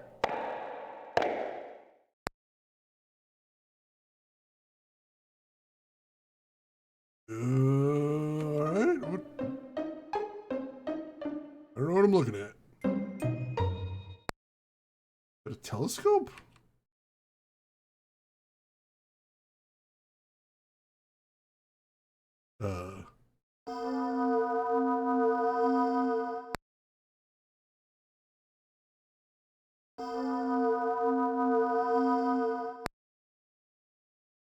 Is that supposed to be useful? I don't know if that's supposed to be useful. I'm gonna take a picture of that, but I don't know if that's the thing. I don't feel like that's gonna be the thing, but let's see.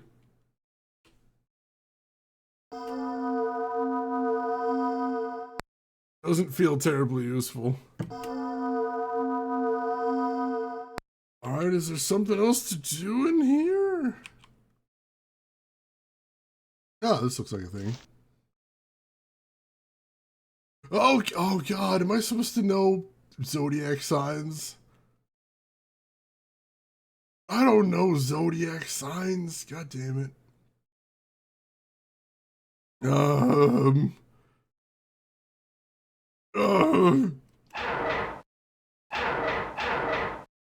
Crap. I think this is Aquarius. Maybe. Damn it.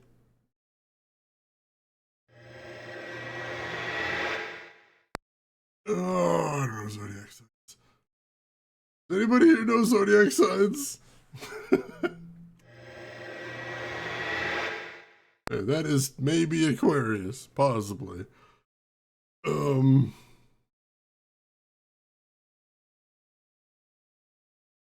Is there a guide in here, or do they expect me to just know this stuff? Might just expect me.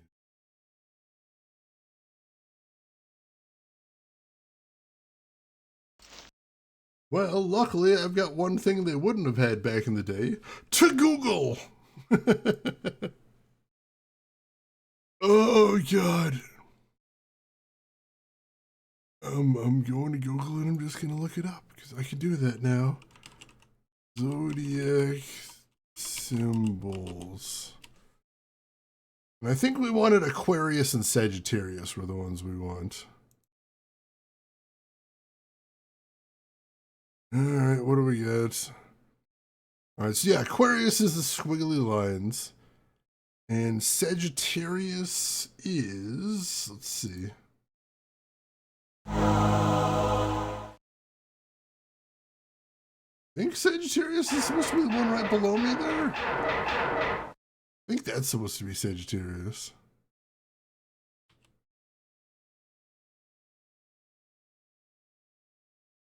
Alright, so let's look again. Is it just the color? Is that all I need to know here? I can't tell.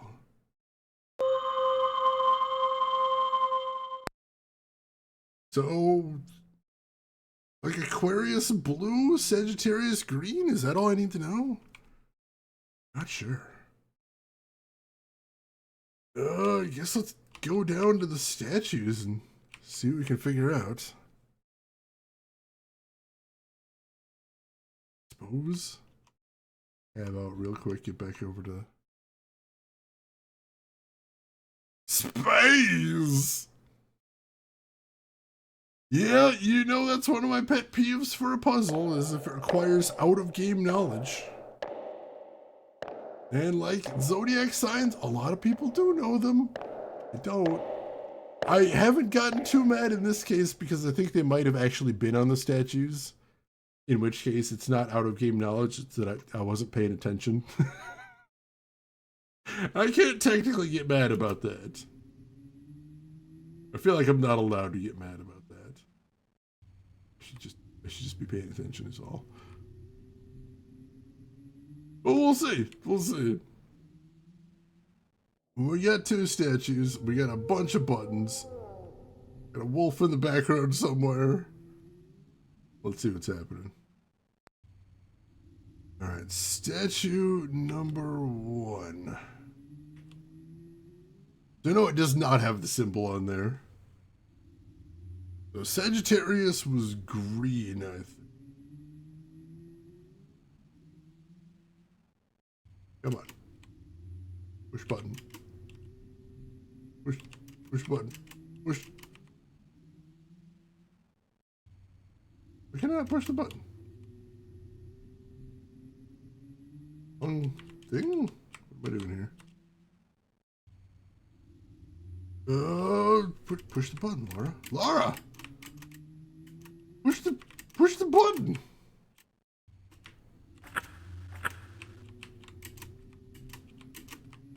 There! Oh, you just gotta be just the right place, I guess. The hardest button to button. Uh-oh. Alright. Sagittarius green. I guess. That bow is all sorts of wrong. That's the part of the game you choose to criticize, not the hallucinogenic bugs. I don't know, I'd start there personally.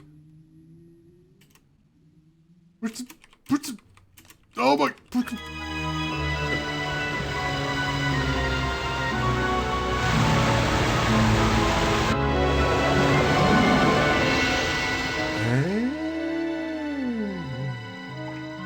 The box has floaties.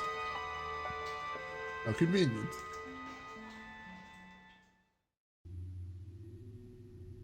Alright, so let me make a note of that real quick. Because even though we are making decent time, I'm still terrified we're going to have to redo this. Hey, the good news there is since we know that, we probably don't even need the sword. If we do a second run, we can probably just skip straight to the statues. So Sagittarius is green. And Aquarius is light blue. All right.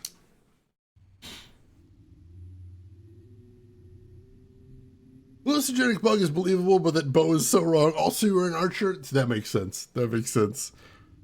I notice we do have a more than one archer in this chat, and every time bows come up in any video game, you can just hear the sigh in the background. I'm so sorry.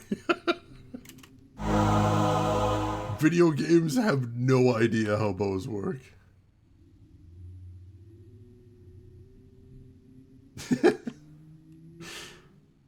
All right. So now we probably need to get back to that the spike pit, which is gonna be a problem because oh my god, the spike pit is so many turns away from here. So hope you like watching Laura turn that crank because that's what we're gonna be doing for a bit. My apologies. I will check how we're doing on time once we get down there, though.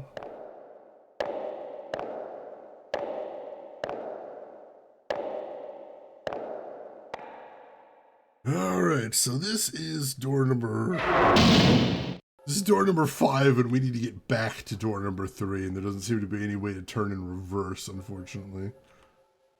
That's nice. Oh god! Alright, we've got 40 minutes left. Alright, so this is door number 5.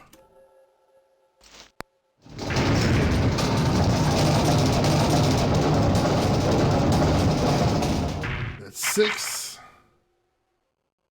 Here's 7.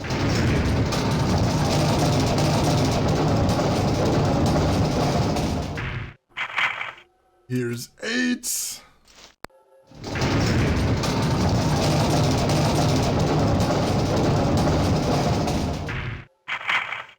Here's 9.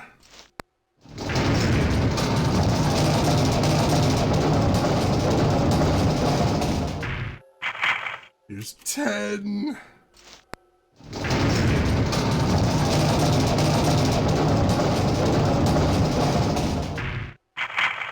Here's 11.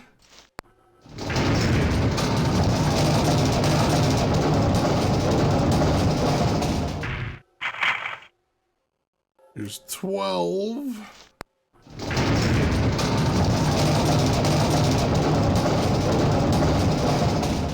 Basically, our rotary phones work. Let's double check. There should be a door behind me now.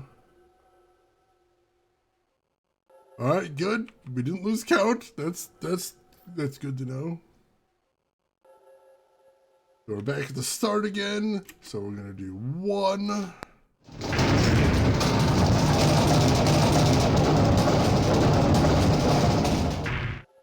Alright, we're gonna do 2.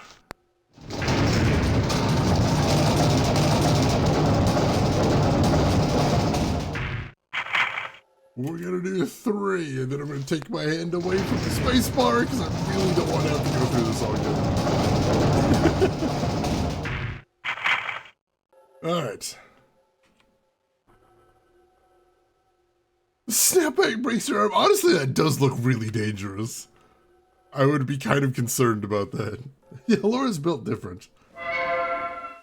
If that giant boulder on the staircase had bumped into her, she just would have been like, oops, sorry.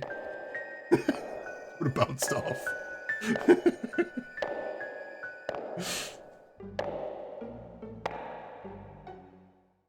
Alright, so, look like we can get to the box now. I'm getting murdered by spikes. I like that.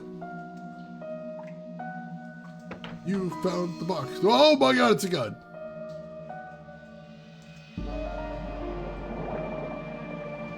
Alright. We got a gun! Yay. I have an idea already of what we might need to do with that. My brain was just going, oh man, you got a new item, you should save. No. Laura. Oh, come on! Laura. Stop!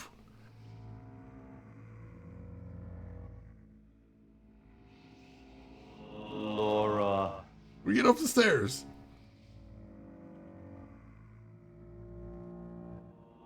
Laura.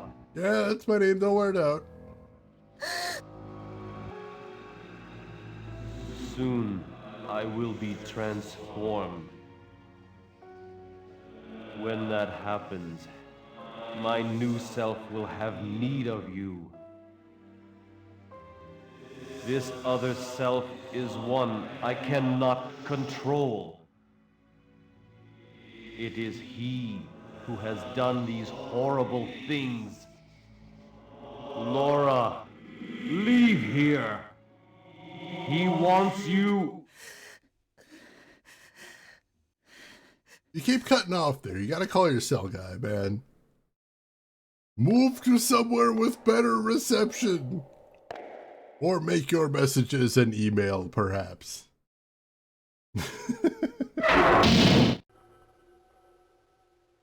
Argent, welcome in. Yeah, I've been avoiding this game for a long time because I find it very tedious, but here we are. Alright, so I have a theory what we're doing with that. Well, is this not featured in Best Worst Voice Acting? Probably because it's not terrible, it's just substandard, I would say. It's not like Robot Alchemic Drive. That's bad voice acting. That is atrociously bad voice acting. Mina, you were in the closet. Open the door and come out. So, let's see. So we've dealt with the spike pit. We've dealt with the statue garden. We dealt with the knight. We remember last time we saw the stained glass. For some reason, she was trying to break the stained glass. We're not sure why. Do we use gun on stained glass?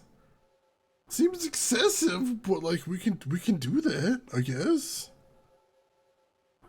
Dracula 10 loving it. Oh God, I haven't seen that since it first came out. I don't actually remember much about it. Abstractism, I think it's going well. I really hope it's going well, but I don't actually know. All right, so we are at door number 3. We need to get to door number 6. Do this. All right. Here's 4.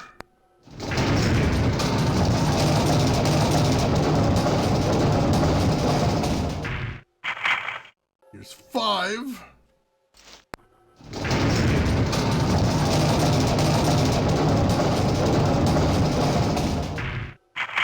And here's 6. No, you're overdoing it.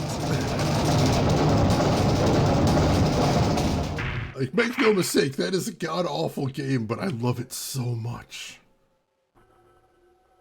I will say again, I think the gameplay has some good ideas. The fact you can destroy Nanao's house and make her very, very sad. I love it. I love it so much. Alright, so, can I use gun? I can!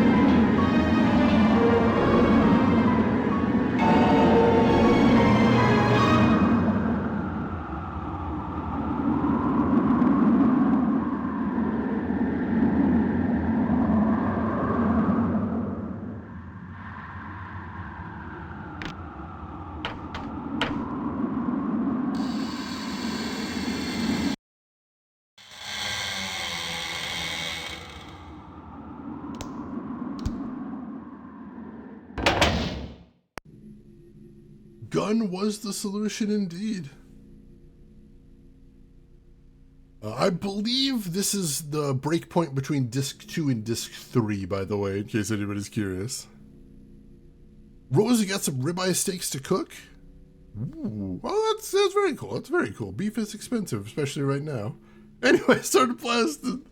I hope they turn out fantastic for you, Rose. You got a plan for them, I assume?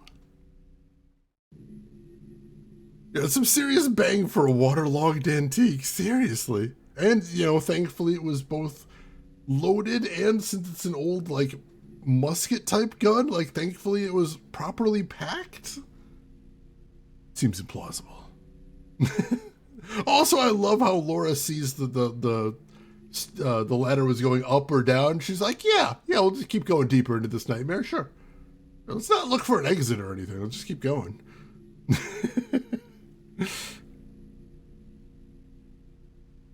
Oh, Aphex Twin. Nice, never a bad time for that. I'm just gonna cook them up on a griddle. Honestly, if it's good quality meat, you don't really need to do much more than that. That'll work. All right. What do we got here?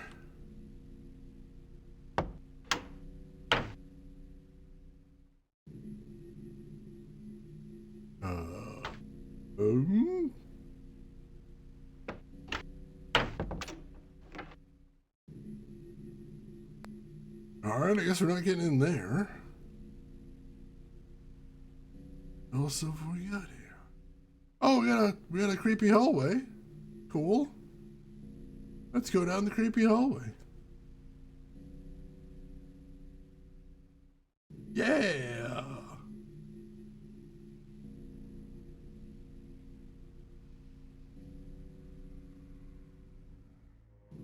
Laura. Oh, come on. Laura. Stop. Laura. No. Leave it alone. Laura. Laura. Do not come to me. The one who I am to become needs blood for the change to be complete. You have seen what he will do, and it is your blood that he wants most. Laura, we are cursed. In our veins flows the blood of Dracula. Yes.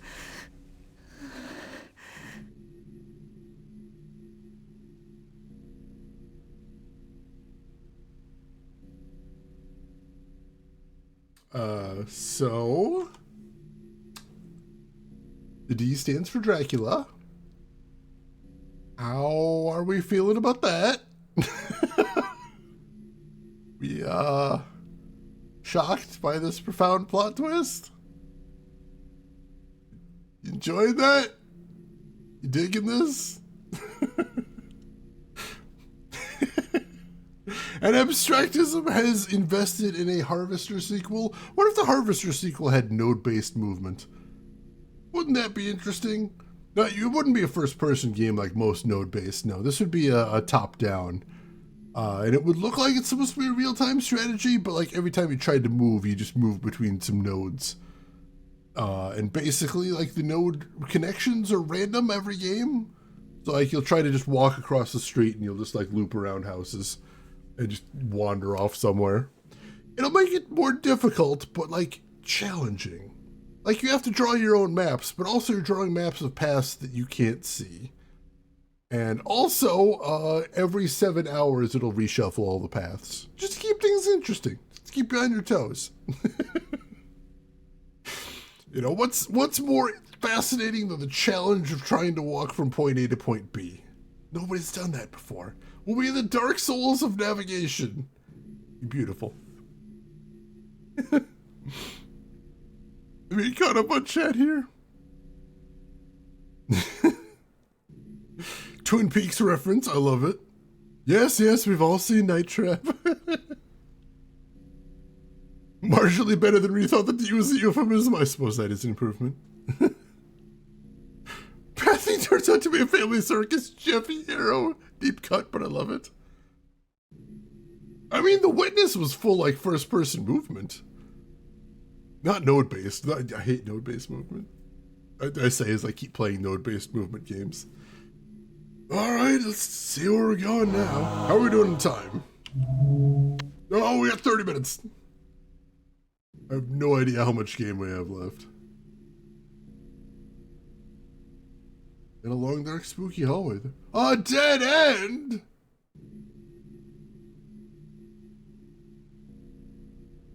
Why would somebody build a dead end with a window at the end? What is the point of that? That was actually surprisingly good lighting effects on her face there, though. Credit where credit's due.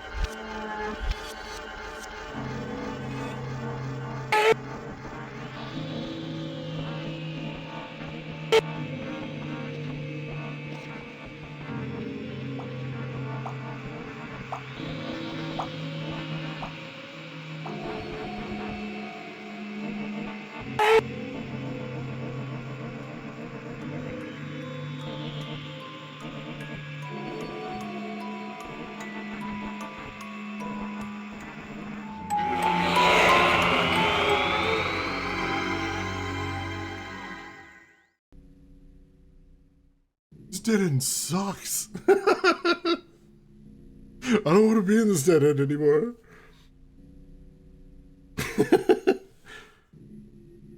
Yeah, so for anybody that missed the beginning of this, one of the big gimmicks of D is it has a strict 2-hour time limit. Once the clock hits 5 a.m., we instantly get a game over. And then we reset to our last save. Oh no, there's no saving in this game.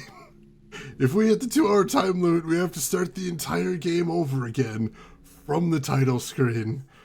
So if you wonder why I keep nervously checking that watch, that's why.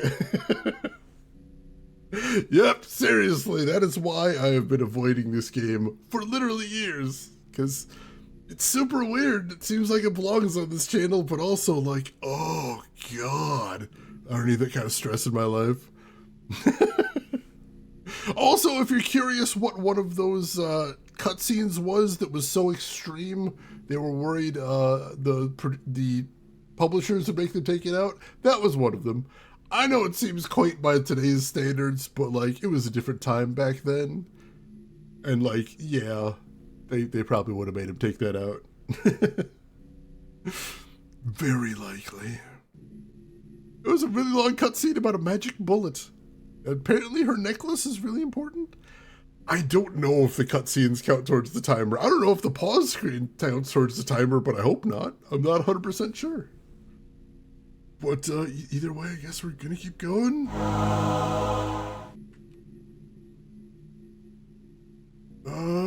So yeah, that's a dead end. No. Yeah. No. No. Alright.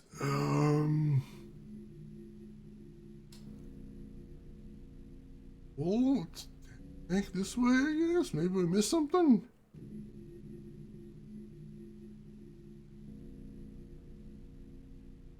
That unpaused stream would be more crazy on Lurk Redeemed. It's so dramatic. It's just so dramatic. Unnecessarily dramatic for an unpaused sound.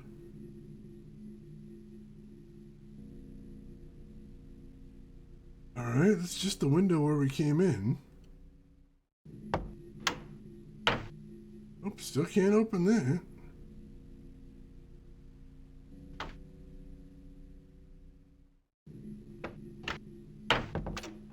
Well,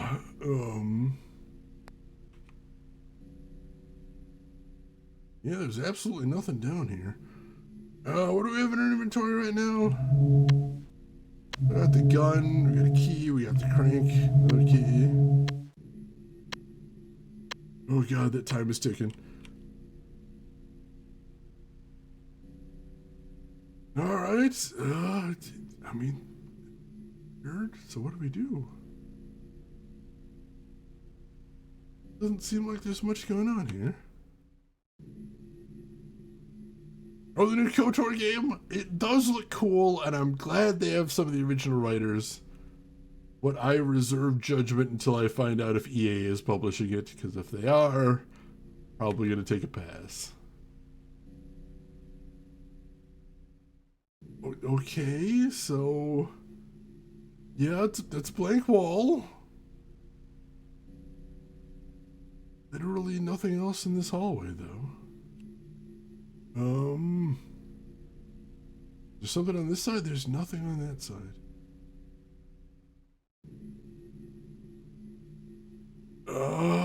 Is there an item I'm supposed to use? On the blank wall? Used gun? No.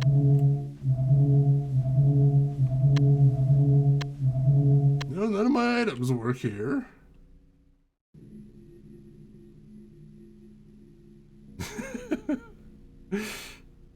The Star Wars racing game did look cool too.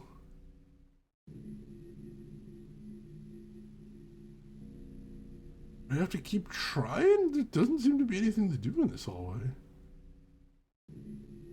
Was there like a weird stretch of wall somewhere that I had to interact with? Maybe?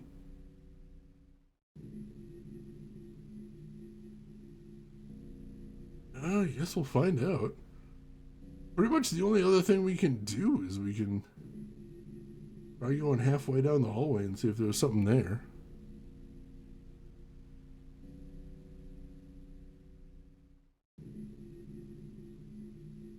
Go down here. Then we stop. I can look at the walls. Whoa!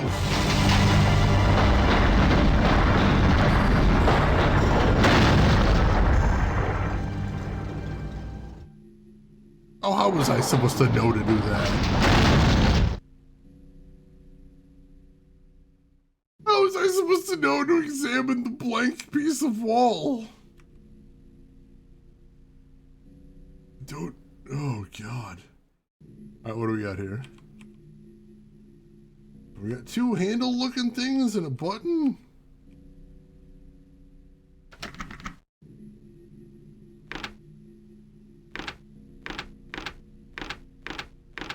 Alright, handles. Handles have 3 positions.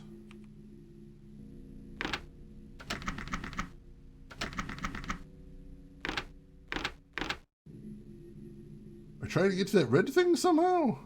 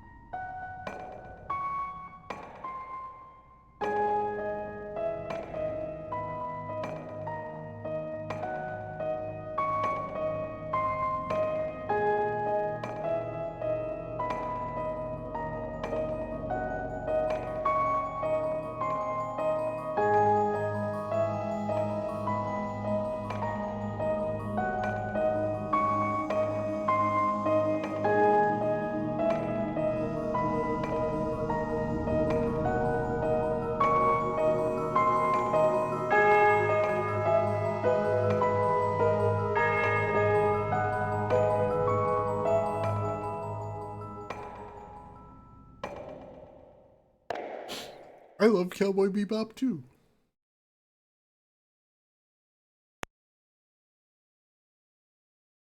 Alright, so yeah, I thought that puzzle was going to be way harder. But yeah, if they give me a way to completely stop one gear, I'm going to trivialize the puzzle. So they give me a way to stop one of the gears, so I trivialized the puzzle.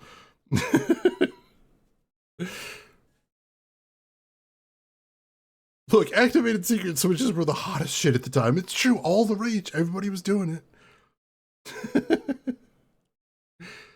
Cowboy Bebop is possibly my favorite anime of all time. Also, really cool, I got my first performance review at work the other day, and my boss was wearing a beanie, and I'm looking and I'm like, it says something on the rim of his beanie, and I'm like glancing around to try and see what it says, and it says you're gonna carry that weight. I'm like, boss, is that a Cowboy Bebop beanie? He's like, yeah, it's my favorite anime. I'm like, holy shit, that's awesome. So that was cool. Had some fun conversations about that. Very unexpected, but very neat. All right, so do a quick time check again. Oh God, we got a little under 25 minutes. Mushroom Samba's a good one. Whoa.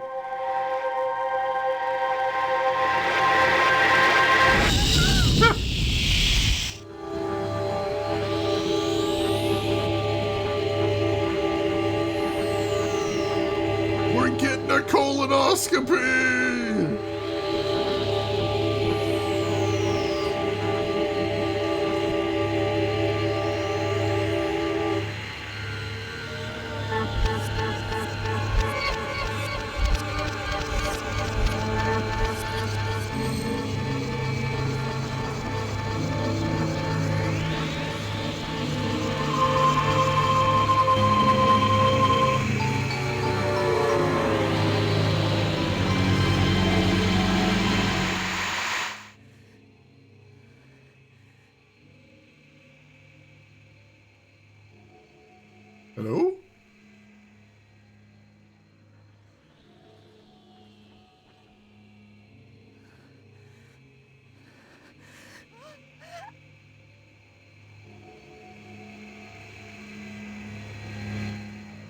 Hey, Dad.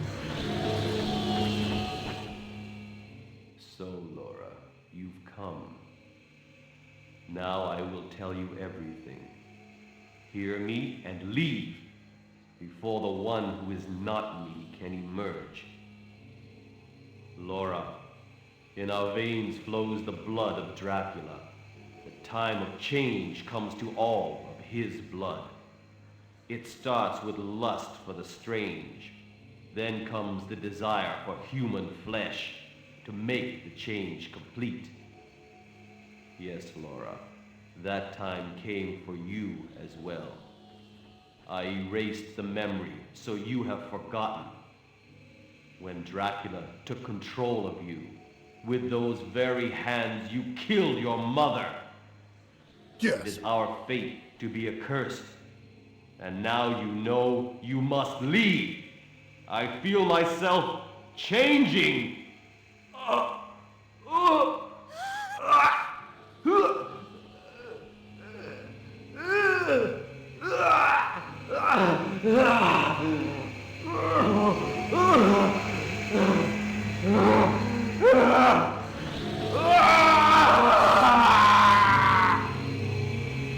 want your flesh, Laura. Listen to what I say. It is your flesh that I need, just as you needed your mother's. Come to me!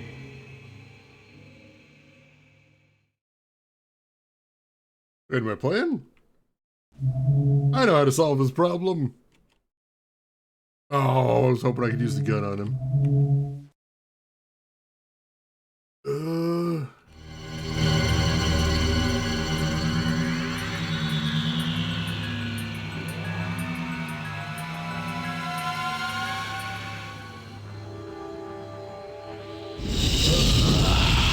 Thank you, Laura. Now the transformation will be complete. But Laura, your body will not be wasted. Your flesh and blood will join with mine, and we will live forever as Dracula. Ah, Laura!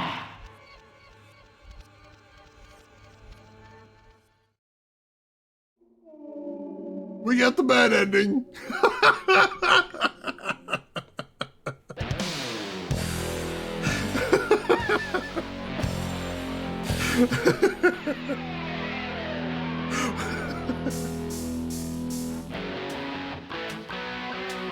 And then rock and roll music for some reason. It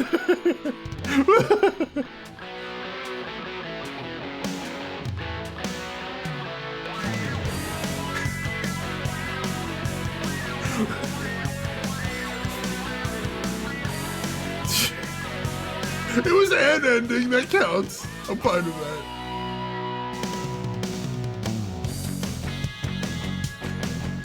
This does not fit the mood in the slightest.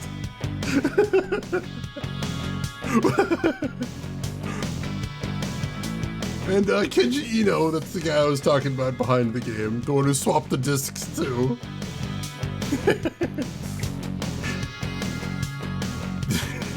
Yeah, we should have just left, being like, I don't know what's going on here, Dad, but this is weird. I'm gonna take off. Good luck with whatever you got going on here. It wishes for peaceful coexistence. Thank you for the GGs. You failed the game, you get sick licks. Worth it. I'll take that. I'll take that.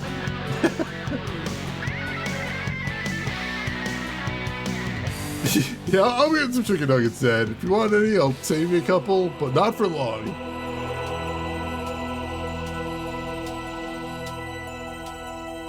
And then the dramatic chorus shows up. And suddenly we got the Halloween theme.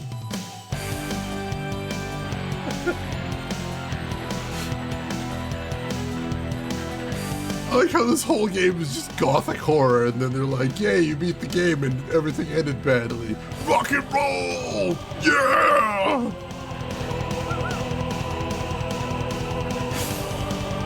Thank you, speed drumming, for proving my point.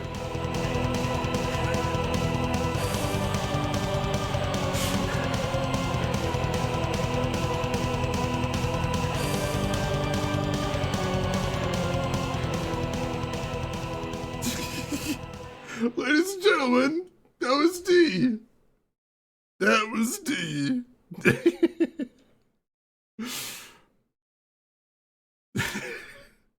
Bad ending. Thank you for playing our game. You have, though, chosen an unfortunate fate. Please try again. Oh, I'm going to say no to that one, actually.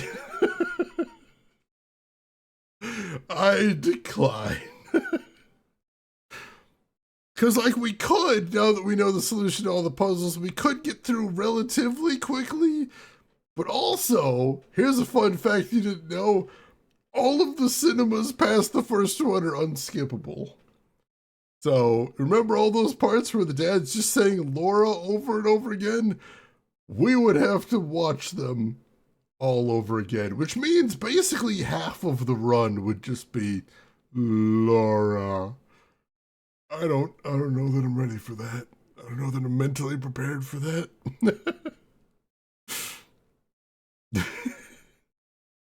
Did Shane just give us the bad D? I might have. Accidentally. It happens sometimes. And then you get the clue ending, and that's what could have happened. But also, it could have went like this.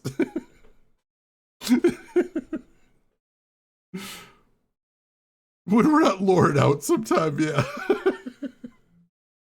So yeah, what did you folks think of D? What are your thoughts now that we have apparently beaten this entire game start to finish in one night?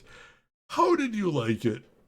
Are you going to be discussing in excited whispers with all of your friends the big twist where it turns out Dracula?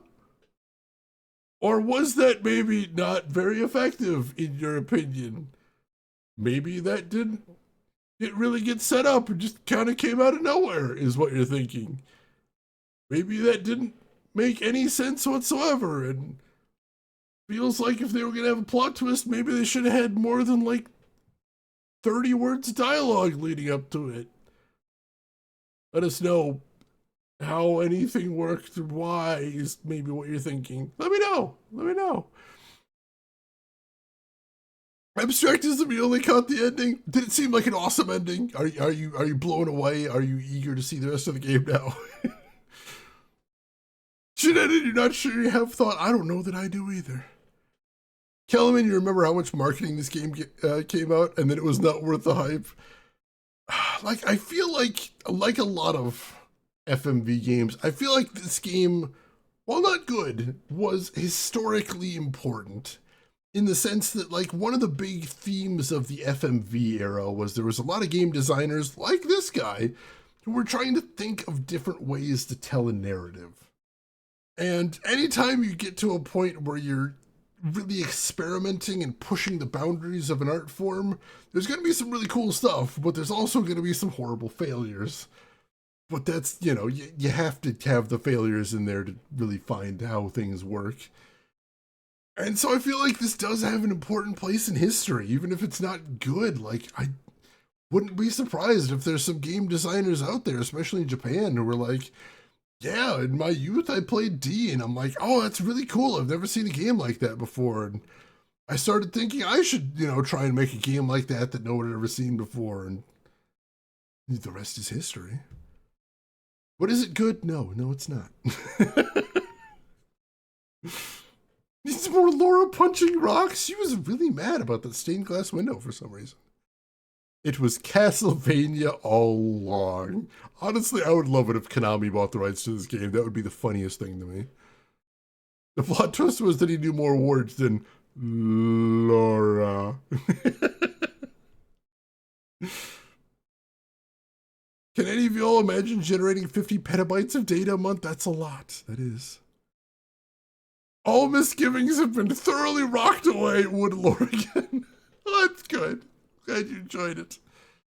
So like I said, the director did end up making 2 other games after this.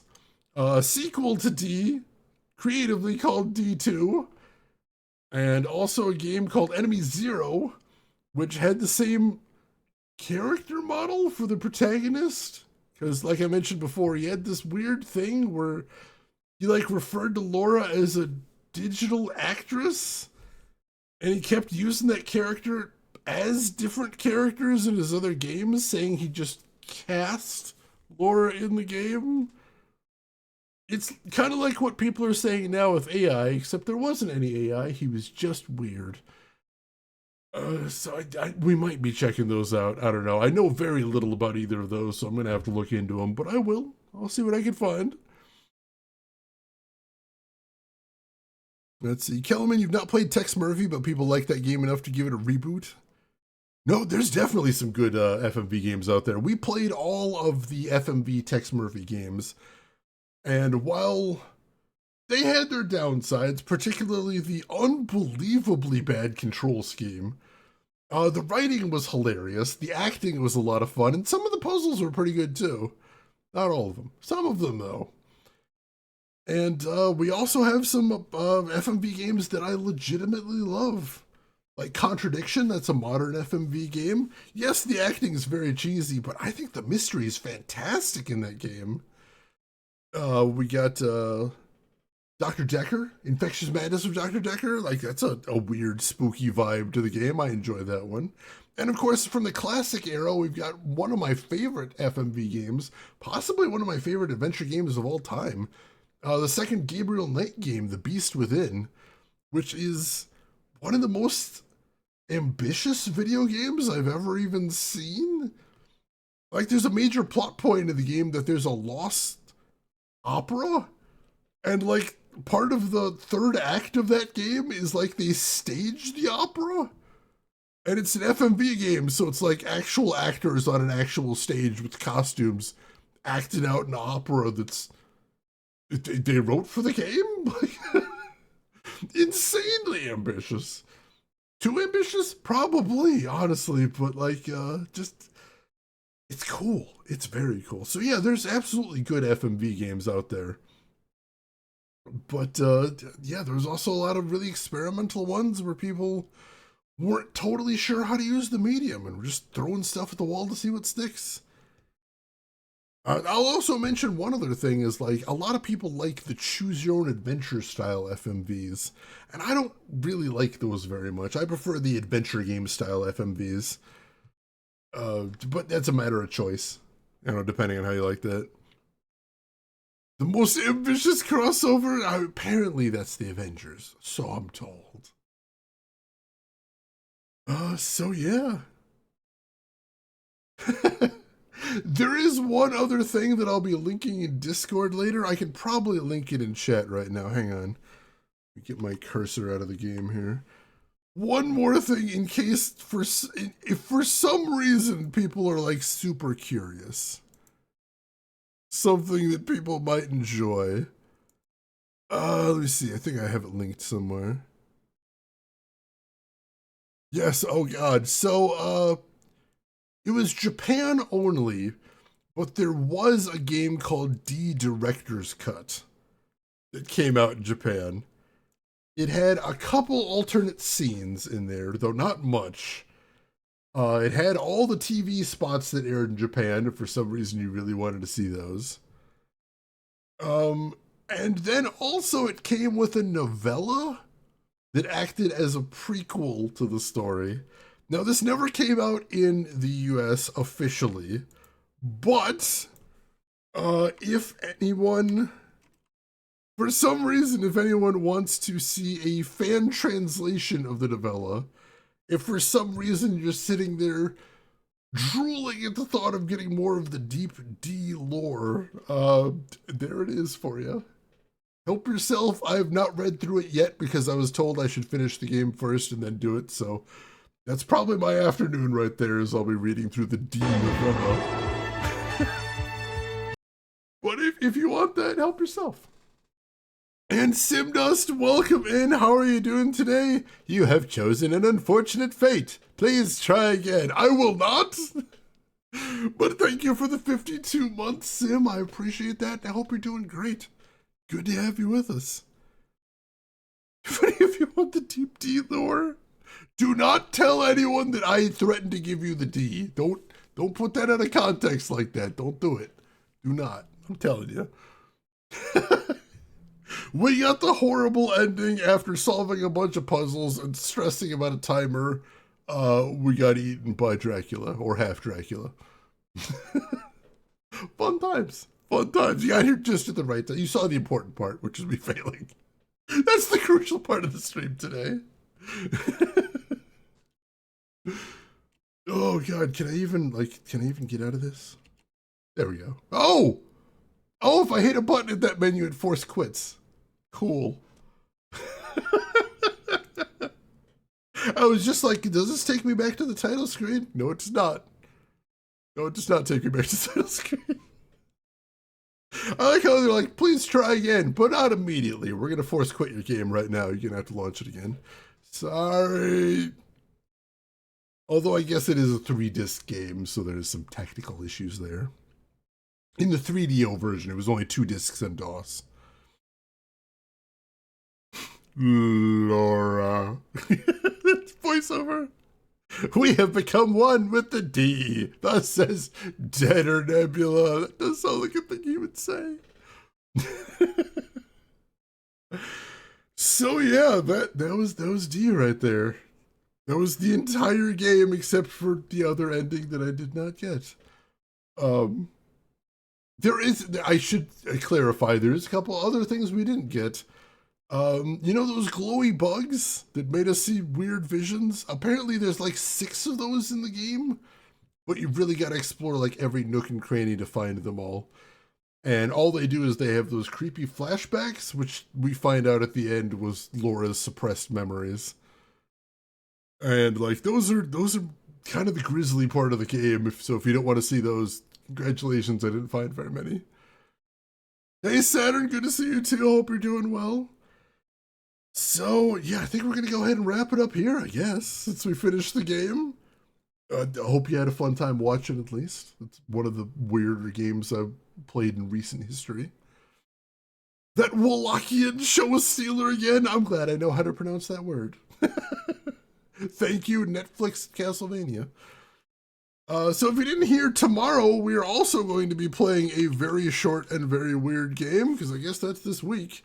We're going to be playing Sludge Life. It is a modern FPS where you play a graffiti artist on an alien world who doesn't particularly want to be there anymore, and we're going to see if we can do something about that.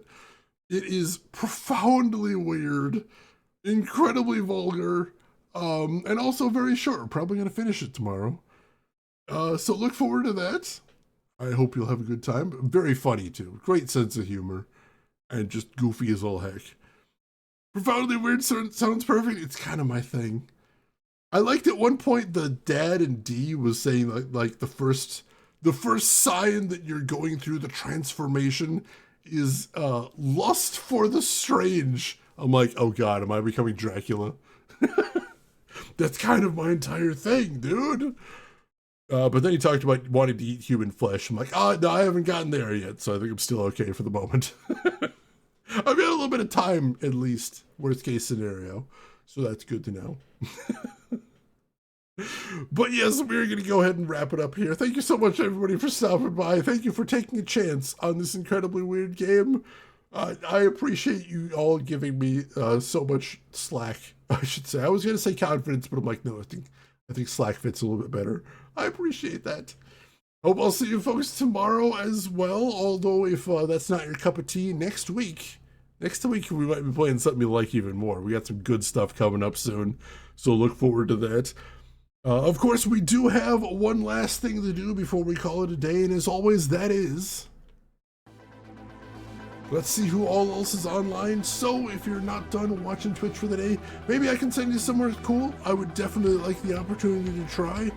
While I am checking to see who all is live right now, though, a couple things you might want to do if you haven't done them already.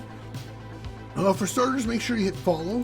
If you haven't done that already, that'll be the easiest way to find me again. If you'd like to come back in the future, we would definitely love to have you.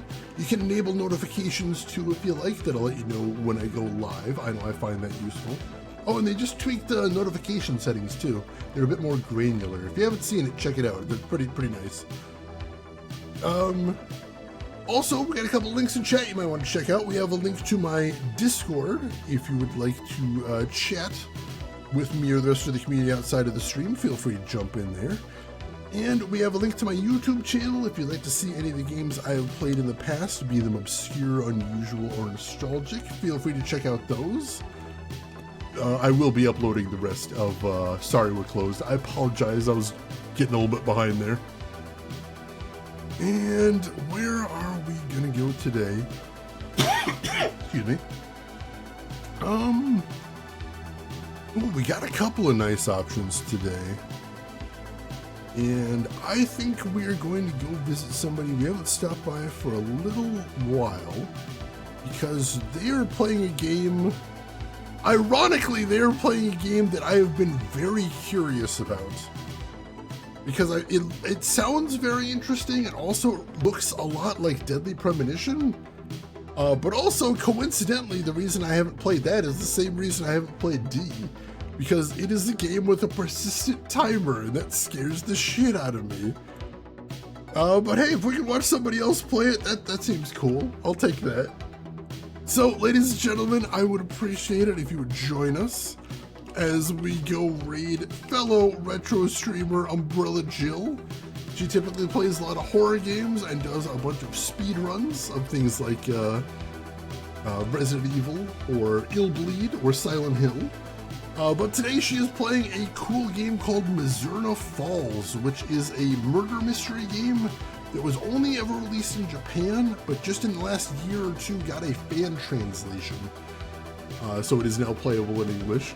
So why don't you join me over there, say hi to Jill, hang out for a bit, put her a follow if you like what she's doing. But hey, if you've got other things to do, I will just say as I always do, have a good morning, afternoon, or evening, wherever you're at in the world, and I will see you folks tomorrow for Sludge Life. Take care of yourselves till then, everybody.